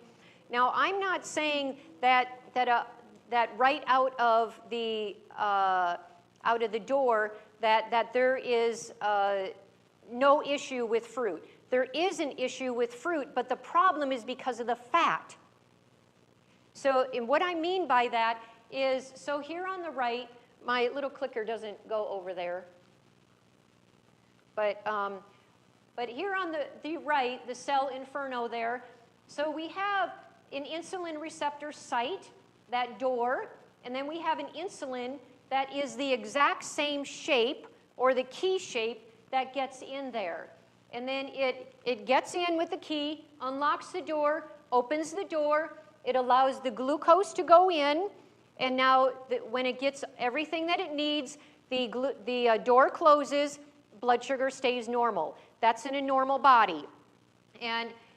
But now when we start having problems with our glucose, now we have insulin receptor sites all over on almost all of our cells. Our muscles, our liver, our fat, they're everywhere.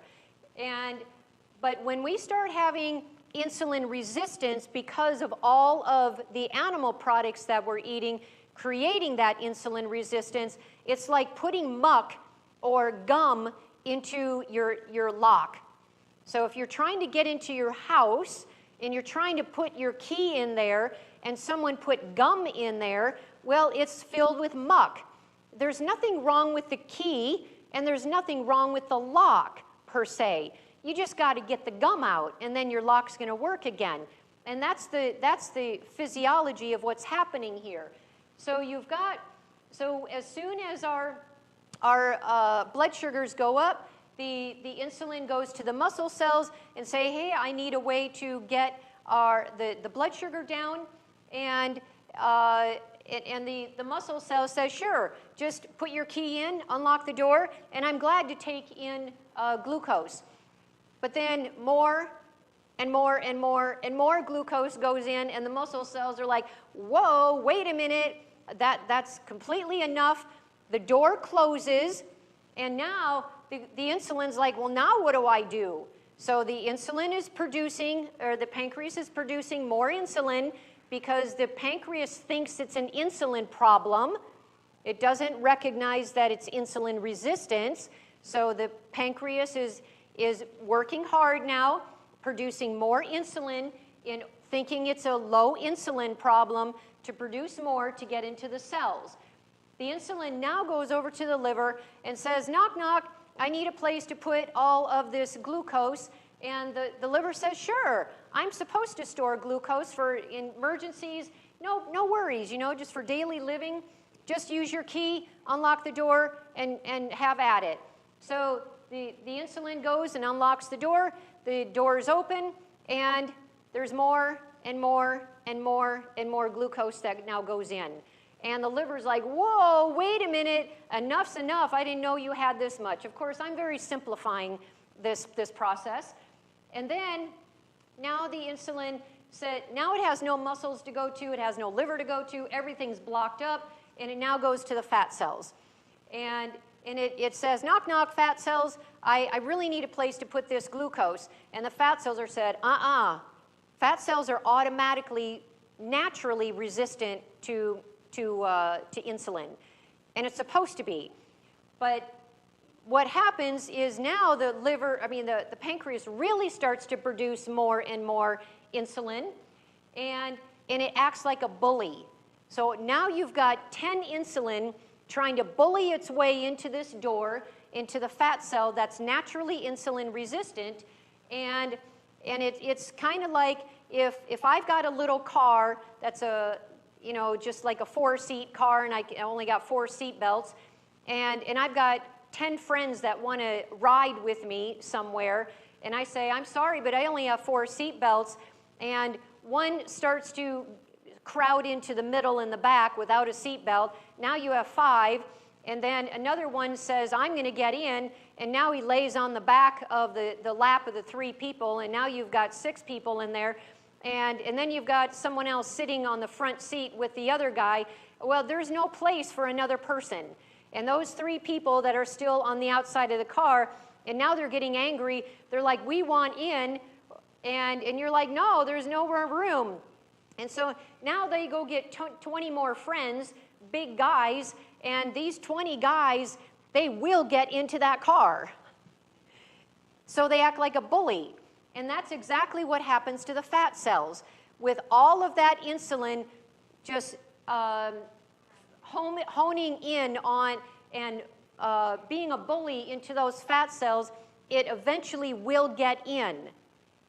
And that's why animal products are the most insulin-producing food on the planet. And it bullies, and then on the right, where you see the yellow, that's fat cells, and you'll notice that the fat cell changes shape. And so from the left to the right, I now start gaining weight because the fat cells grow, and now I grow. And as my fat cells grow, it actually changes the shape of the insulin receptor site. It's like if you have a deflated balloon, it's flat, and I take a black marker, I put a little smiley face on it with the marker, and now I blow it up. And now that smiley face is really distorted. That's what happens here. So how do we reverse this? This is a very, very simple process and a very quick process to reverse. What we need to do is we need to eliminate what's causing insulin resistance.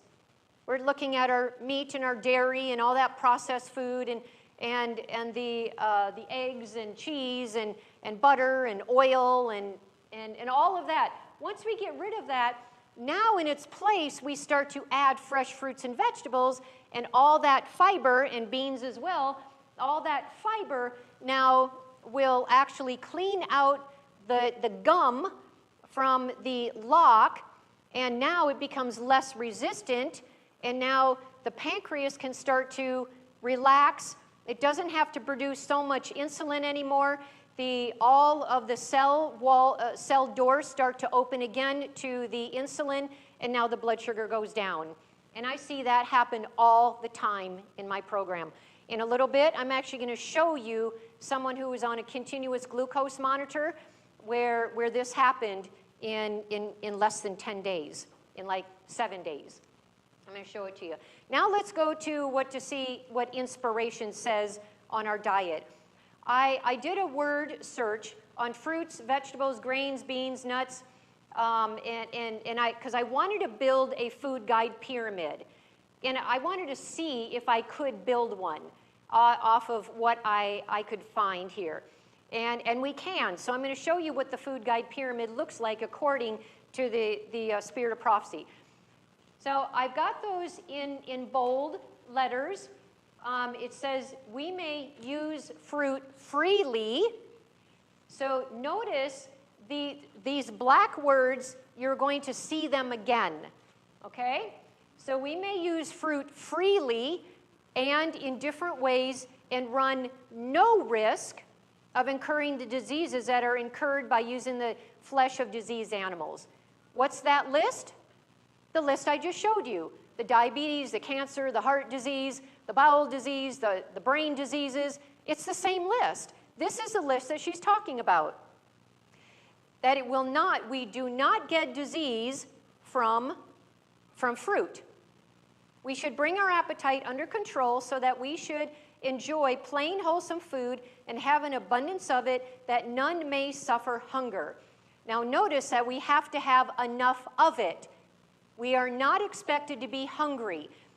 So when we are switching to a high fruit diet, it means that the volume of food that we eat is increased by a giant amount.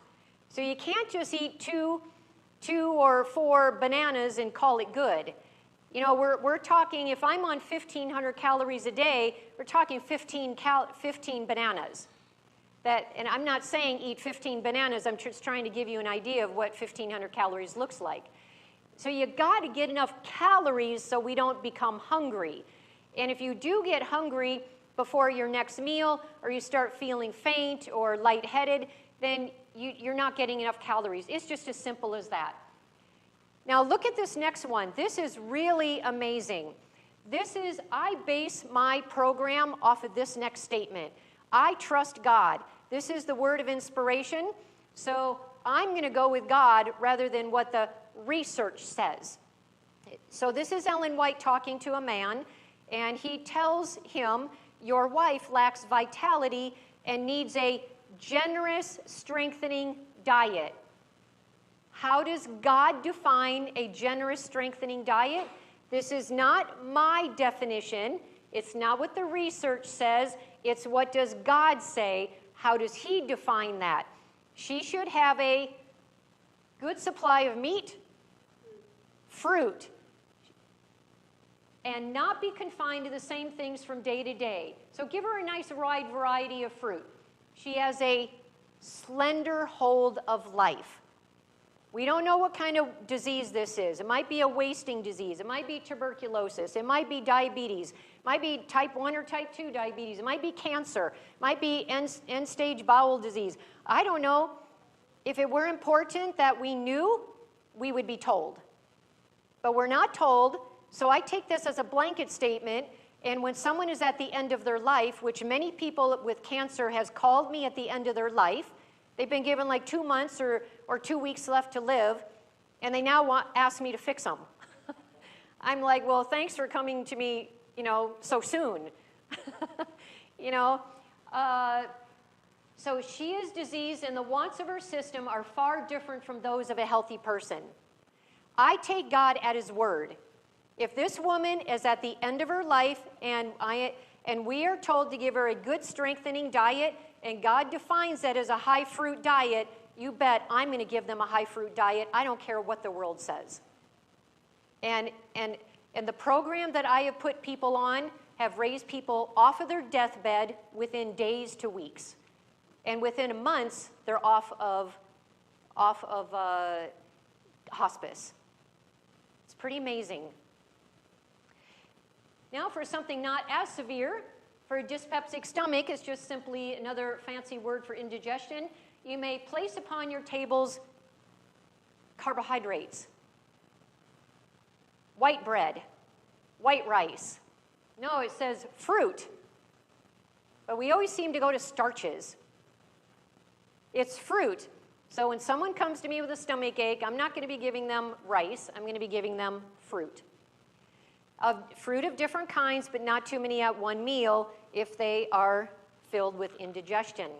The more we depend upon the fresh fruit just as it is plucked from the tree, the greater, notice, the more that we depend upon the fresh fruit, the greater will be the blessing. A plain but liberal supply, that's a liberal supply of fruit, is the best food that can be placed before those who are preparing for the work of God. That means that God's end time people will be on a high fruit diet. No animal products, high fruit.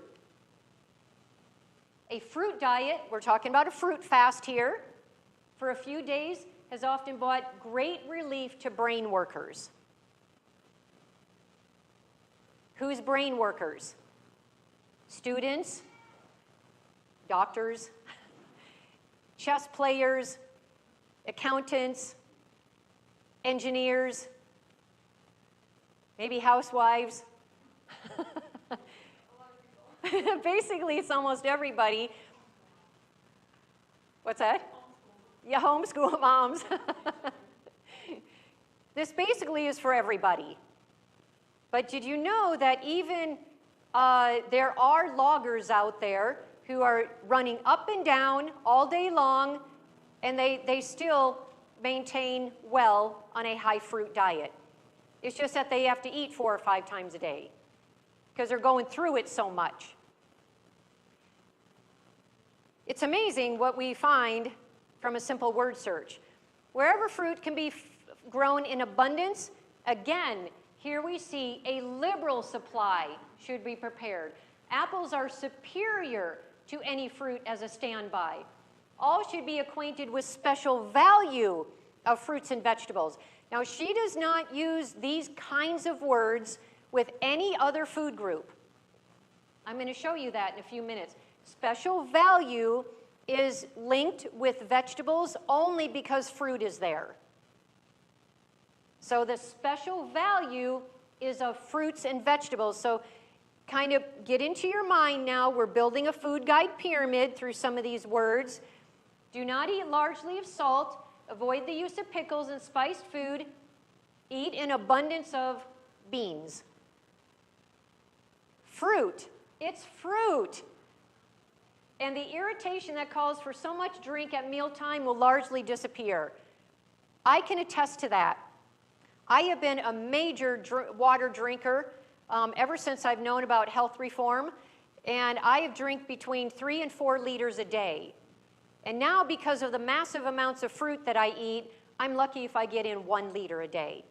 And for the first time in my life, I feel totally hydrated. And my urine is almost clear when it comes out. So you know that I'm well hydrated with less than a liter. You know, probably I get a liter a day. But it's amazing. I feel hydrated for the first time in my life eating this amount of fruit. It's a wonderful feeling. All right, we've also got inspiration for easier meal preparation. It would be well for us to do less cooking, because what do we have on our plate all the time? It's like 90 to 100% of all our food is cooked. We've got cooked vegetables. We've got cooked baked potatoes. We've got our cooked beans. We've got our cooked meat and dairy. And we've got, even if we're vegan, everything's cooked. It'd be well for us to do less cooking and eat more fruit in its natural state, because fruit is the staff of life. Let us teach people to eat freely of the fresh grapes, apples, peaches, pears, berries, and all other kinds of fruit that can be obtained. Now again, people always say, well, what kind of fruit? You know what? Just eat your fruit. Just get whatever you can, whatever's in your grocery store, just get your fruit. I don't care if it's a melon or a berry, but you have to know the calorie differences. So I always recommend people learn how to use Chronometer.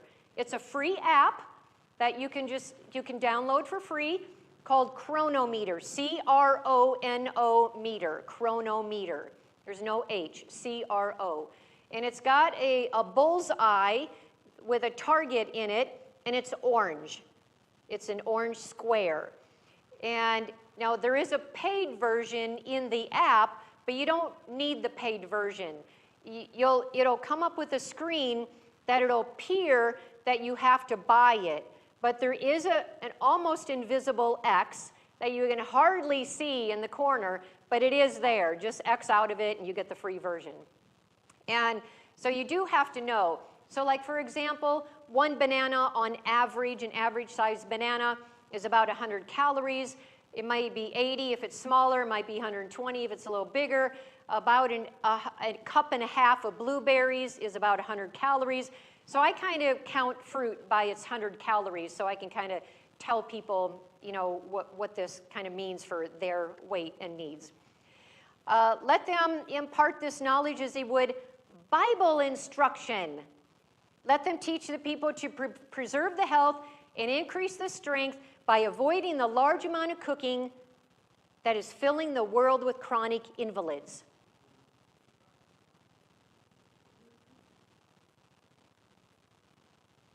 More raw, less cooked.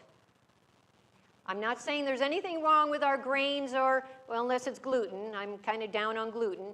But our pseudo grains and our other grains and our beans, they allow us variety, but they should be a side dish, not a main dish. Let those who advocate health reform strive earnestly to make it all that they claim it is. Let them discard most everything detrimental to health. When God says don't eat of that tree, never, he means never. He means don't even accidentally horseplay and accidentally fall into it or even touch a little tiny blade of one leaf. He says never ever touch it. And when he says everything, because this is inspiration, everything detrimental, that means everything. That means be like a Daniel and his 3 friends. They were willing to die for health reform in order to not put anything unholy into their body. Use simple, wholesome food. Fruit is excellent and saves much cooking.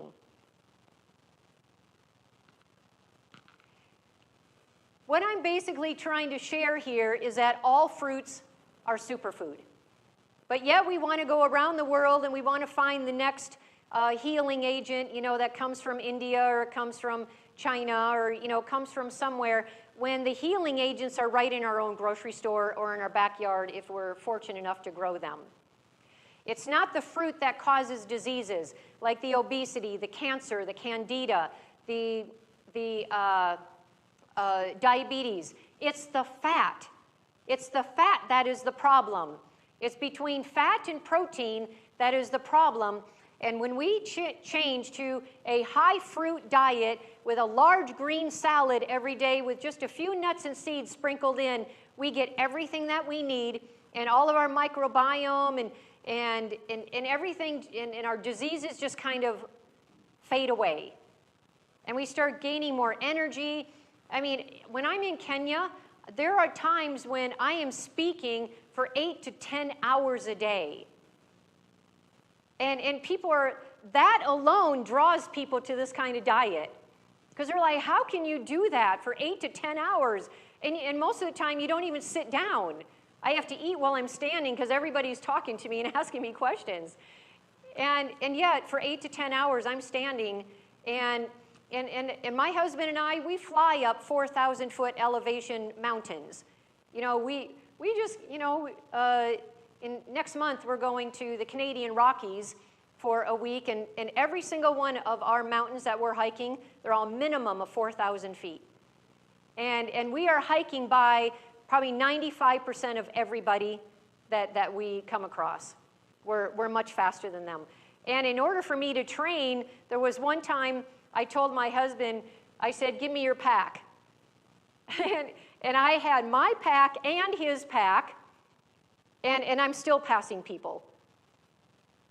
You know, this diet is amazing, the strength that we have, and plus, you know, in our head, it's just so clear. You know, our eyes are opened, and it's just, the world looks different on this kind of a diet. It's amazing. I tell you, I just love life. I wake up every morning ready to take on the world, and it's like, okay, God, what do you have for me today? Let's do this together. You know, it's fruit is the ultimate healer superfood. It's perfectly balanced. It's nutrient dense. It's antivirus, antibacterial, anti-aging. It's our best friend. And we're told Satan is the most subtle of all the beasts in the field. And so many of us have believed him instead of God. Now, God also gives us inspiration on budgeting. Provide an abundance of good, wholesome food.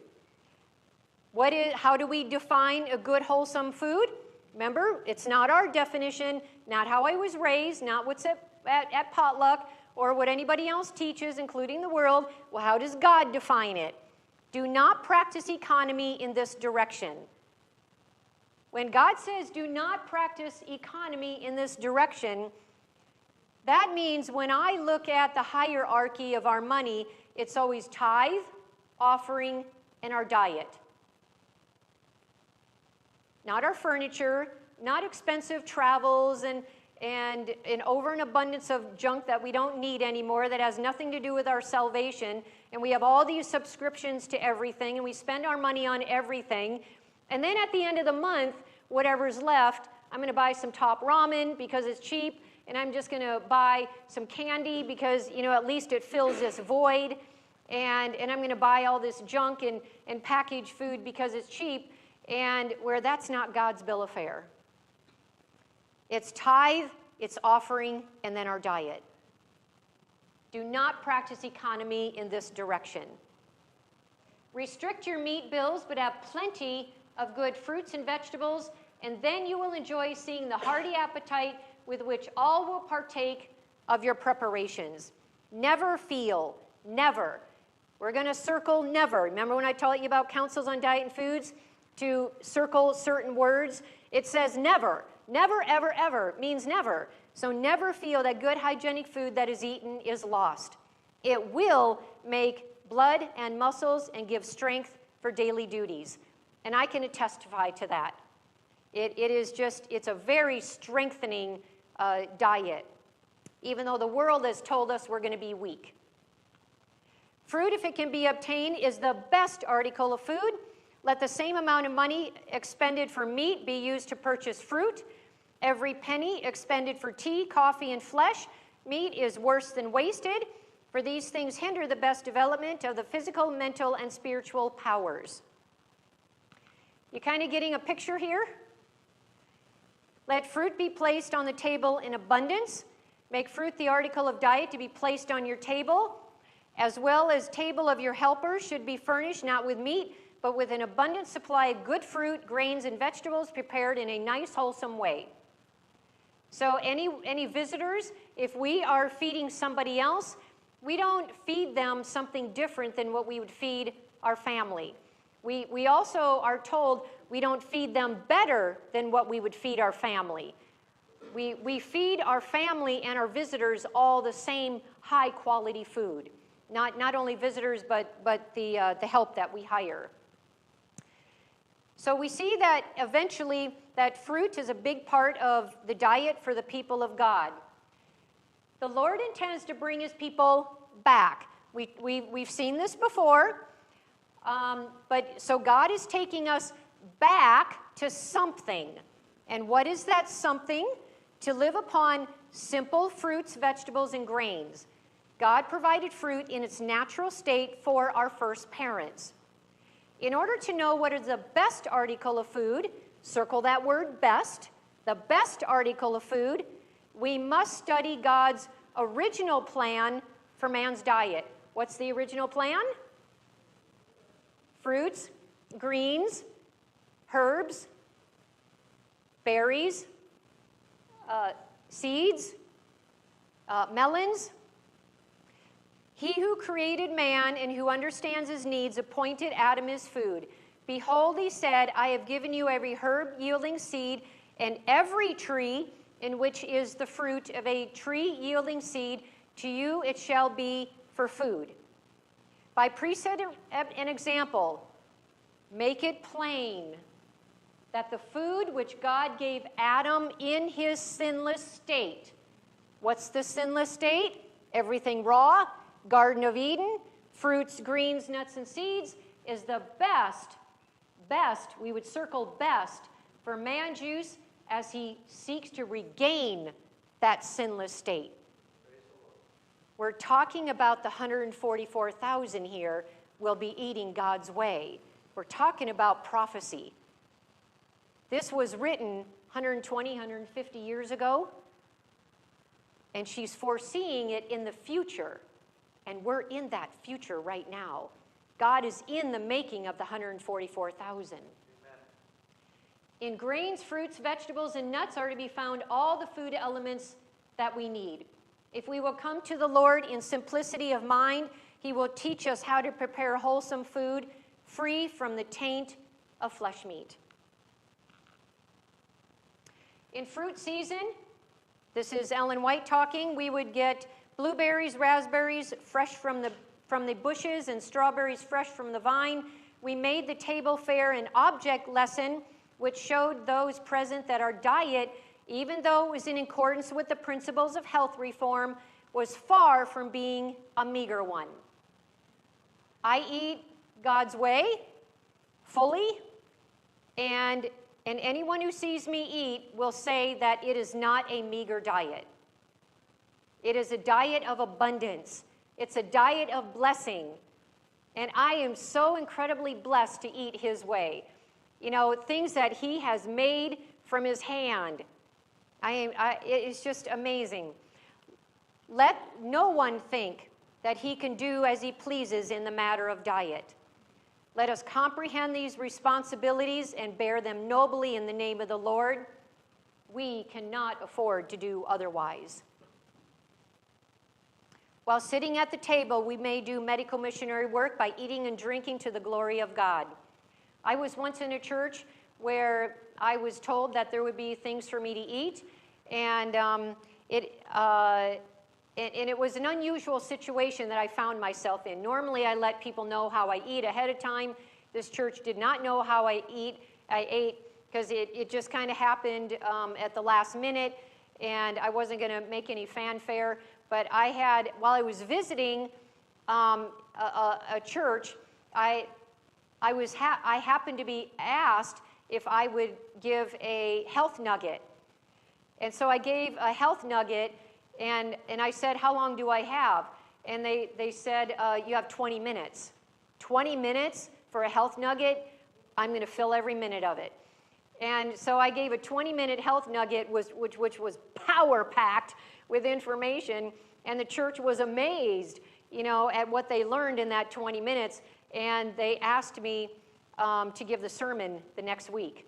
I was just a visitor. I wasn't, so I was just happened to be in an area for a few months. And so I went the next week, and I didn't stay for potluck. But see, their byline in their bulletin, it said it was whole food or leave alone. And I thought, oh, wow, that's really awesome. That's a really awesome byline. That means that their potluck's going to be like whole food, plant-based, with nothing refined. So I gave the sermon, and I was invited to potluck, of course, and I was expecting this like whole food, plant-based potluck, and there was one ingredient that I could eat. One ingredient. And it was I'm not going to tell you what it was, but, because you may serve it here too.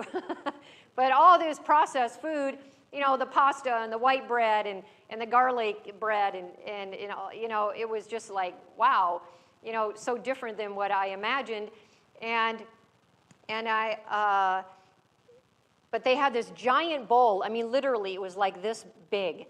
And it was just packed with greens. And it was just spinach. And I thought, thank you, God, there's at least one thing that I can eat on this table. And you can bet, there was already plenty of people before me. I saw people ahead of me would take like 2 sprigs or nothing. And I'm like, okay, I'm going to take their amount. And I mounded my plate, like beautifully mound, like a big anthill. And it was, and they had no lemon, no fresh lemon. They had nothing for me to put on my greens, like nothing. And they just had bottled salad dressings, which is the most unhealthiest place in the grocery store. And I was just praising God all the way to my seat. And I was like, thank you, Lord, for feeding me. I am so incredibly grateful. I feel so abundantly blessed. And as I'm just feeling blessed walking back to my table, you can imagine the entire table, their eyes were on my plate. And they said, you know, was there nothing for you to eat? And you know, I don't like to offend people. That's not why I go to churches.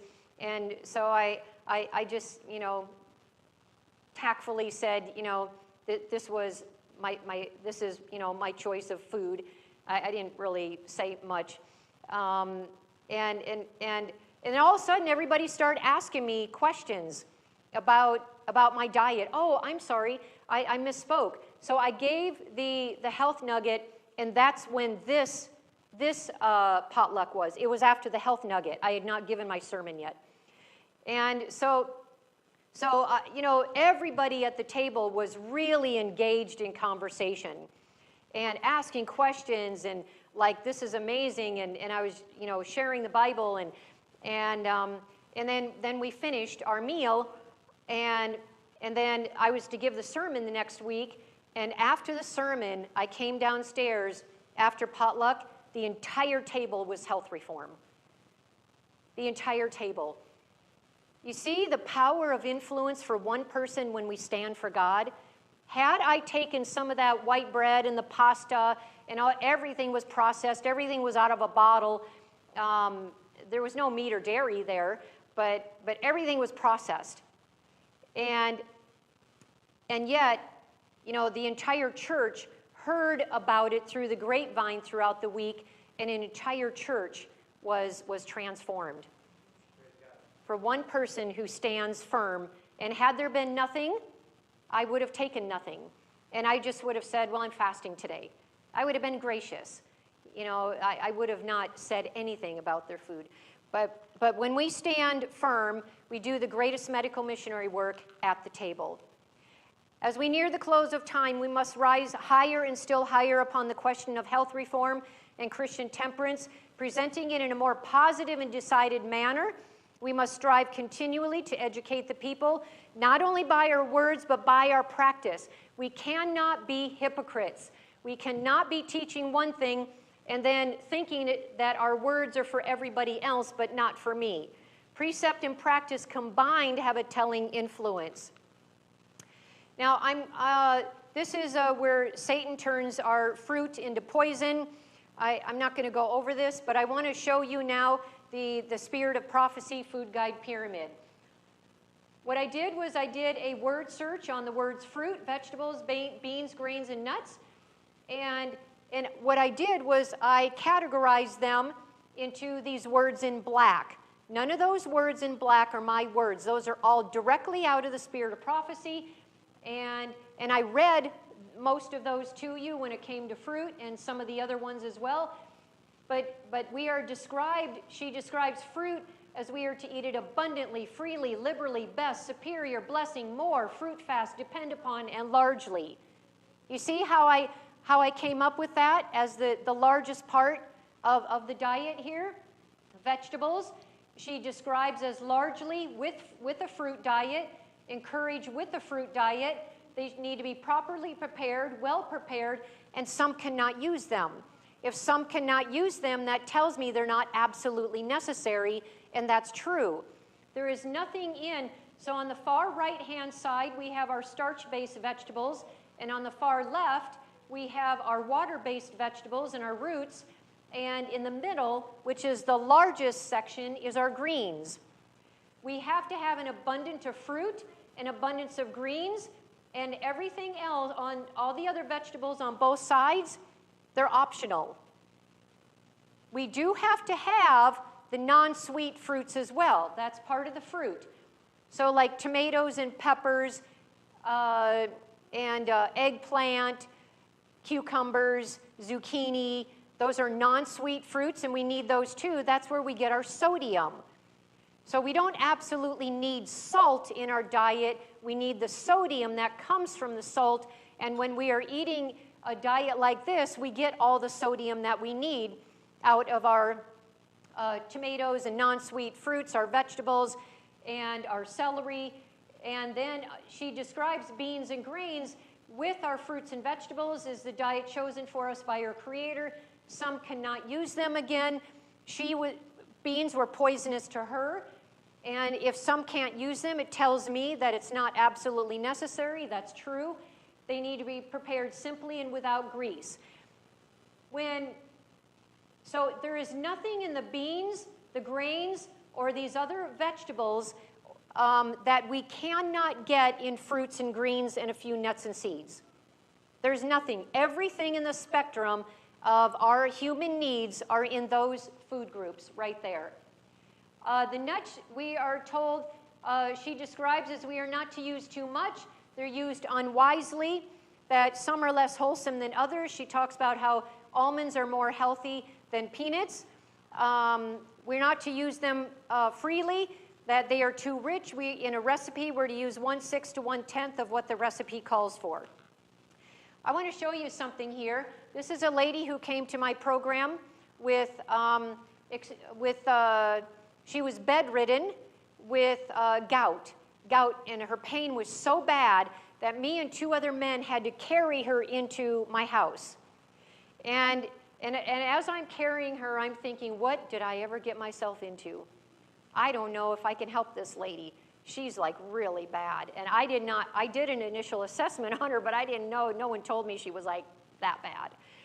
And so on day 7, I happened to ask her how she was doing. And through the course of our conversation, she said that her pain was gone. And it was like she didn't even realize her pain was gone. And I said, if you don't have any pain, why are you still in your wheelchair? Get up and walk. And here she is getting up and walk on day 7 from being bed rest for months and months prior. And so you can see that she's using an aid to walk, but here she is about 6 months later.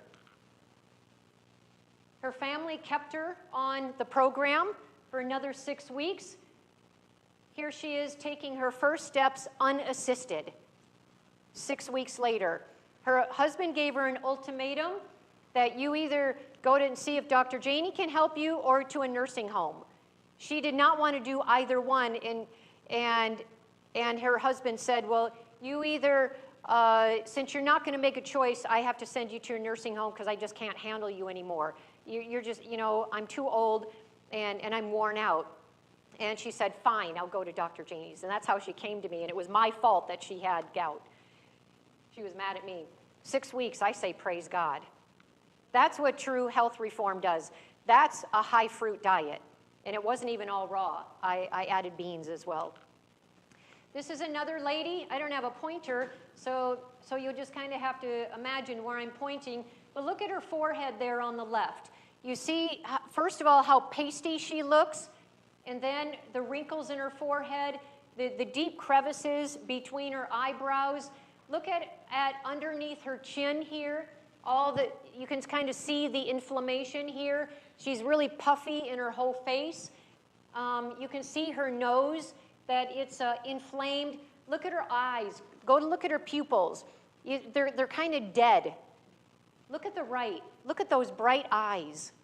This has not been doctored up. This is just a regular picture off my cell phone. Look at how all the wrinkles have smoothened out. Look at her eyebrows from the left to the right. Even her eyebrows have improved. Notice that the inflammation around her face is gone, and around her nose has become more natural. And look at those beautiful cheeks, the rosy cheeks there. I mean, 10 days of health reform. This is another lady. She came to me with a continuous glucose monitor. You can see that her glucose is by the arrows, 16.9, 18.9, 19.0. The next one is 19.1, 17.3. Her urinalysis, she has glucose in her urine, she has ketones in her urine, and here she is now. You can see that this was from October 22nd to November 20th. I asked her on day 7 of being at my house, I asked her, and this is a high fruit diet, and I said, What have your blood sugars been doing on average over the last 30 days? 11.6. I just showed you what her blood sugars were prior. They were like up in the 19s. That's like a stroke waiting to happen. That's like waiting for, an infection. Yes. Yeah. And this is, the standard deviation is 3.1. 40% are in range. And then you've got 24% of her blood sugars are very high. 36% are high. And then you've got the 1% that is very low. That's the 30-day average, 7 days at my house. The next day, I'm on the very top where it says November 20th. Underneath, it says 14 in blue. That's day 14, or that's the average of 14 days, 7 days at my house, still November 20th. Her average glucose goes down to 10.5, standard deviation 2.9, 58% in range. She's got no lows anymore. Her highs and very highs have significantly reduced. The next day, the next reading over is still November 20th. It's day 7 now. I said, what have your blood sugars been doing over the last 7 days? 7 days at my house, 8.6. 9.1 standard deviation, 91% now in range. Look at this. I'm still on November 20th on the left. I said, what have your blood sugars been doing over the last 2 days, yesterday and today? Look at that, 8.6, standard deviation 1.2, 98% of her blood sugars are now in range. 7 days. On day 8, November 21st, the next day, I said, now what have your blood sugars been doing today and yesterday? Look at that, it's gone down to 7.7 on average. This is an average because it takes about 90 days for our blood sugars to completely regenerate. So every moment of every day we have red blood cells that are dying and red blood cells that are being born again. Look at that, on day 8, 100% in range. 100%. She came to me on 150 units of insulin a day, and here she left less than 10 on a high fruit diet. I say, praise the Lord. People want to, the people of the world, the marketers and the processed food people want us to think that Twinkies are the same as our fruit, not anything close. This just happened to be a few random people in front of me, and that's all they had. They were just pure junk food. There was like nothing of anything wholesome, and it's very sad that even our own people are choosing the left line rather than the right line. When it's diet and lifestyle that God is perfecting our character, and yet none of us want to go in that line. We just want to continue to eat what we want to eat like the Israelites. And the natural law of health that I talked about, we are what we eat. All right, so now I'm going to just swap to the very end of my presentation here, and I'm going to show you many slides of what a good health reform diet will look like. Now, this is not an all raw diet. Not everyone's willing to go there. I think I've already proven my point, though, for what an all raw diet does. But this is what my counter looks like, and this is when I'm shopping. I mean, when I'm traveling. So I'm not even home in this picture. I'm traveling, and yet this is how I eat. I do not change the way that I eat when I travel. This is another day. This is my counter at home, and this is one of my days after shopping.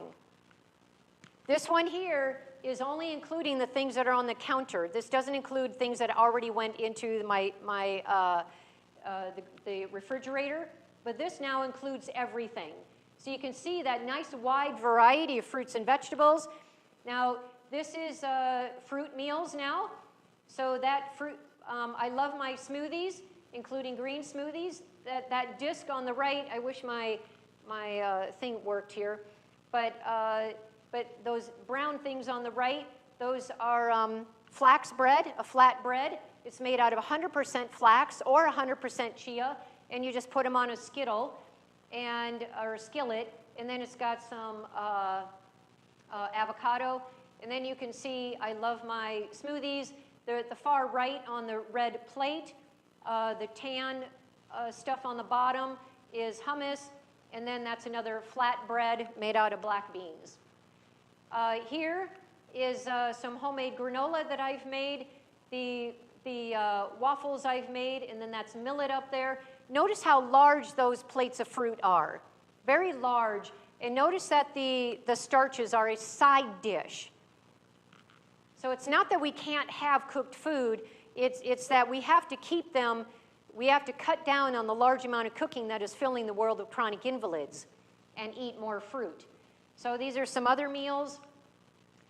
I don't cook my fruit at all, but this happened to be frozen fruit that I took out of the freezer, and so it's just been barely heated up, and those are some homemade waffles. And on the left is some chia with blueberries in it. This would be like a fruit fast for me. So on the top one, this yellow is 100% mango ice cream, 100% banana ice cream in the middle, and the red on the far left then is 100% raspberry ice cream. This is on the right here on the bottom is 100% strawberries, bananas, raspberries, and then up there I have some toppings on it, and this one in the dish on the left, the light brown, is only dates and water, that's it. And on the right is just a little bit of water and carob and a little bit of maple syrup, and that acts then as my chocolate topping. And it's quite delicious. So this is my version of banana splits. And I've made them to be for breakfast. So that's my buckwheat bread there. It's just 100% buckwheat bread, water and salt. That's it. I make it in a loaf pan. And you can see all that fruit. And then I've got some hummus. I love to do mono meals, which are, and especially with melons, because they're really good to clean out the kidneys. This on the left, the squares, is oat bread, another flat bread. You can see all that fruit. On the right, I love my dates with the nut butter in them as a dessert, and that's chia. And a lot of people don't realize that the locust that John the Baptist ate is actually carob. A lot of people think that it was the actual insect, and it's not the insect, because we're told that he was a total vegetarian, and we know that God would not give him a locust insect, because locust represents destruction, where the carob represents a wilderness diet. And that's going to come in play in my next talk. But that's teff right there in the bottom left corner with some carob in it to taste it like chocolate. There's a fruit fast that I would do, all fruit meal. And so I usually, there are some people I have to go through and explain that John the Baptist was not eating insects, because the locust insect represents divine judgment, economic destruction, and the plague, total stripping of life and sustenance, national devastation, and it's a covenant curse. Where the locust bean represents wilderness food, reformation, restoration, sustaining life without indulgence, preparation for the return of Jesus.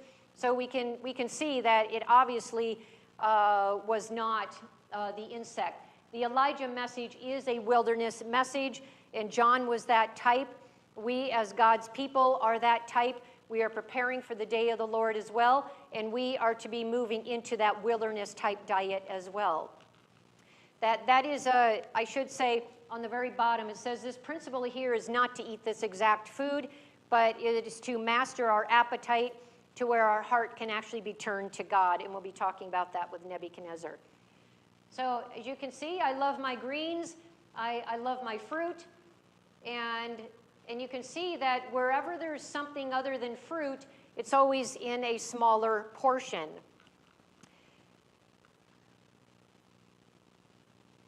Why is this not going?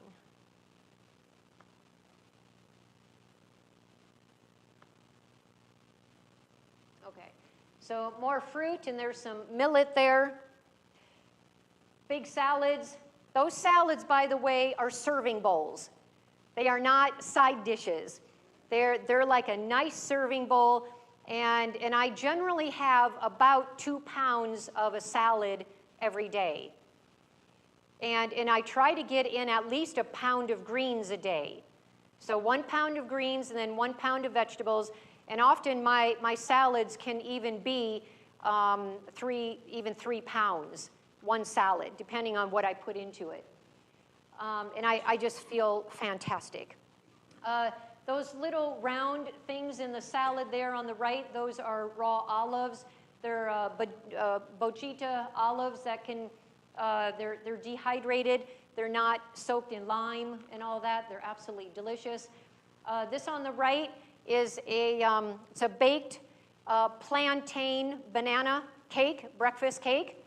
And I cut it before I realized that I should have taken a picture. I'm like, at least it's, at least you got a picture of it. So this is, I don't eat like my husband, but he eats very similar. So these are a couple of his meals. I don't eat bread, but he does. So those are some burgers that I've made for him, made out of either black beans or garbanzos or whatever I make them out of. You can see a giant salad there in both of those. Those are some of those bochita olives again. My dog, too, eats just like me. He or she eats a plant-based meal. So she gets all those fresh fruits and vegetables just like I would eat. She gets the cucumber and the avocado and the mango and the tomatoes and the celery. And she gets everything raw just like I would eat. And then for her, it's a little bit more difficult for me to maintain her weight on an all-raw diet, though I tried. So on the right-hand side, I give her a good amount of beans. And she absolutely loves her meal. So this is where I love to shop. I love the markets and farmers markets. And these are some happy people at my table. So with that, and that actually is a Christmas meal right there. There was a couple of people in our church that didn't have anywhere to go. They had no local family, so we just invited them to our house. And they just thought they were eating at the Queen's Palace, and with such simple foods. But you can see that it's not a meager diet. So any comments or questions on anything? This kind of went a little bit longer because of all the comments and everything, so sorry about that. Yeah. Oh, how come? There are plenty of dog foods out there that have avocado in them.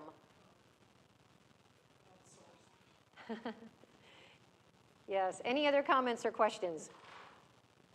All right. Before I let you go, tell me what you've learned.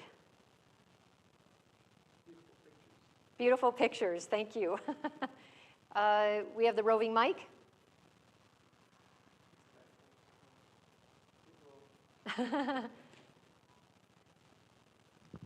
I just learned that there were a lot of beautiful pictures. I appreciate that. Yes. Really appreciate all the quotes from Spirit of Prophecy, and also just the overall that you are teaching that our diet is a command from God, and He doesn't withhold blessings from us. Amen. Thank you. There was a lot of information. I enjoyed it all. I think lots of facts. I don't think there's any I feel this way. It was just all good information. I mean, I learned a lot. All right. Praise the Lord. Thank you. Tell me anything that you've learned. I learned a lot. That dog, that I can give an avocado. Yeah. Well, the dog, whenever I'm fixing my food, the dog is right there and waiting for her portion, like she was my kid or something. Yeah. So I have to be careful what I'm fixing. Yeah. Okay. Just some things that stood out to me. Juicing is good for inflammation. And I didn't know that locust was carob. That's cool. Great. Yeah, I'm glad I went over that then. Yeah, I knew that from when I was young because we had a neighbor, this is in California, Southern California, who had a carob tree. Ah. And I said, oh, you have a carob tree. And so she said, I don't know what to do with it. So we had a lot of carob. Yeah, carob's a fruit. Yeah. Yeah, on a big, big tree in the back. Yeah, big long pods. Tell me anything that you've learned. How much chewing do you have to do? You know, that's funny that you asked because in my household, we talk about our salads by the time it takes to chew. So I'll ask my husband, what size salad do you want? He'll say, a half an hour salad or an hour salad. So it's a lot of chewing, but that's how God intended it. You know, we are to chew our food. We do the greatest medical missionary work at the table. That's when we talk to our kids and our spouses, and we have pleasant conversation with people. Yeah, it's over food. So that's God's designed way. Yeah. That's a good question. All right, so I guess I learned that eating is a social thing. Yeah. We've turned it into kind of to our detriment, you know, especially when most of the food that we eat is quite soft, burgers and you know, things that we just chomp twice and swallow. Yeah. Well, I've learned that there's going to be a lot of changes in Mr. Renfro's life. All right. All right. Thank you so much. All right. Well, let's end in prayer. And, oh, was there something else? Okay.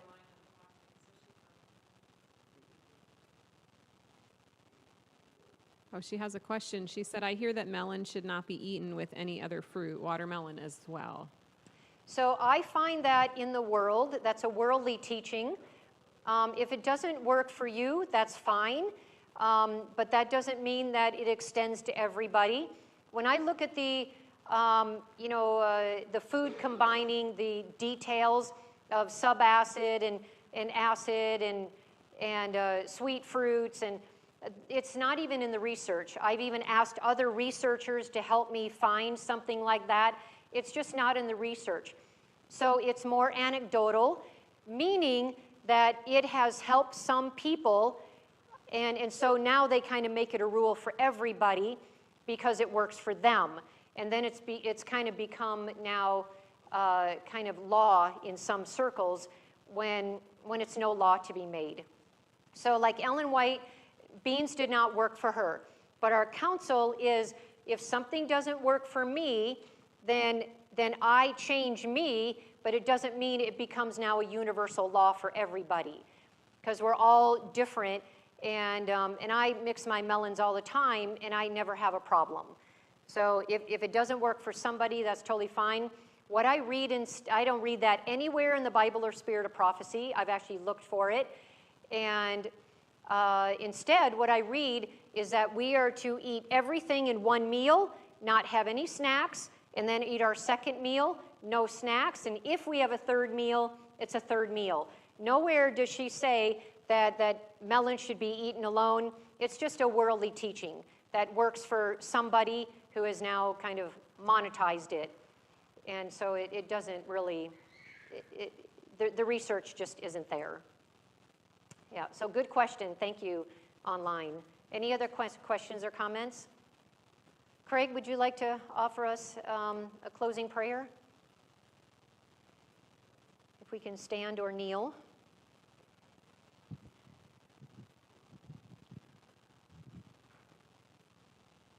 Heavenly Father, we thank you for the message and all the information that we received today, and I pray that those that were here and those that are online and would watch us now or later would take these things to heart, and that your people would be changed through your message and the diet that you would have us have. So we thank you for the opportunity to learn, and we just thank Dr. Janie for being here, and we praise your name through your Son, Jesus Christ. Amen. Amen. All right, so I think we have a light meal for everybody, so feel free to go back and partake of that, and then we will come back, I guess, in about an hour later. So let's come back at, should we say, Holland, 2 o'clock, or would that be enough time? Or a little after 2, like 5 after 2? Okay.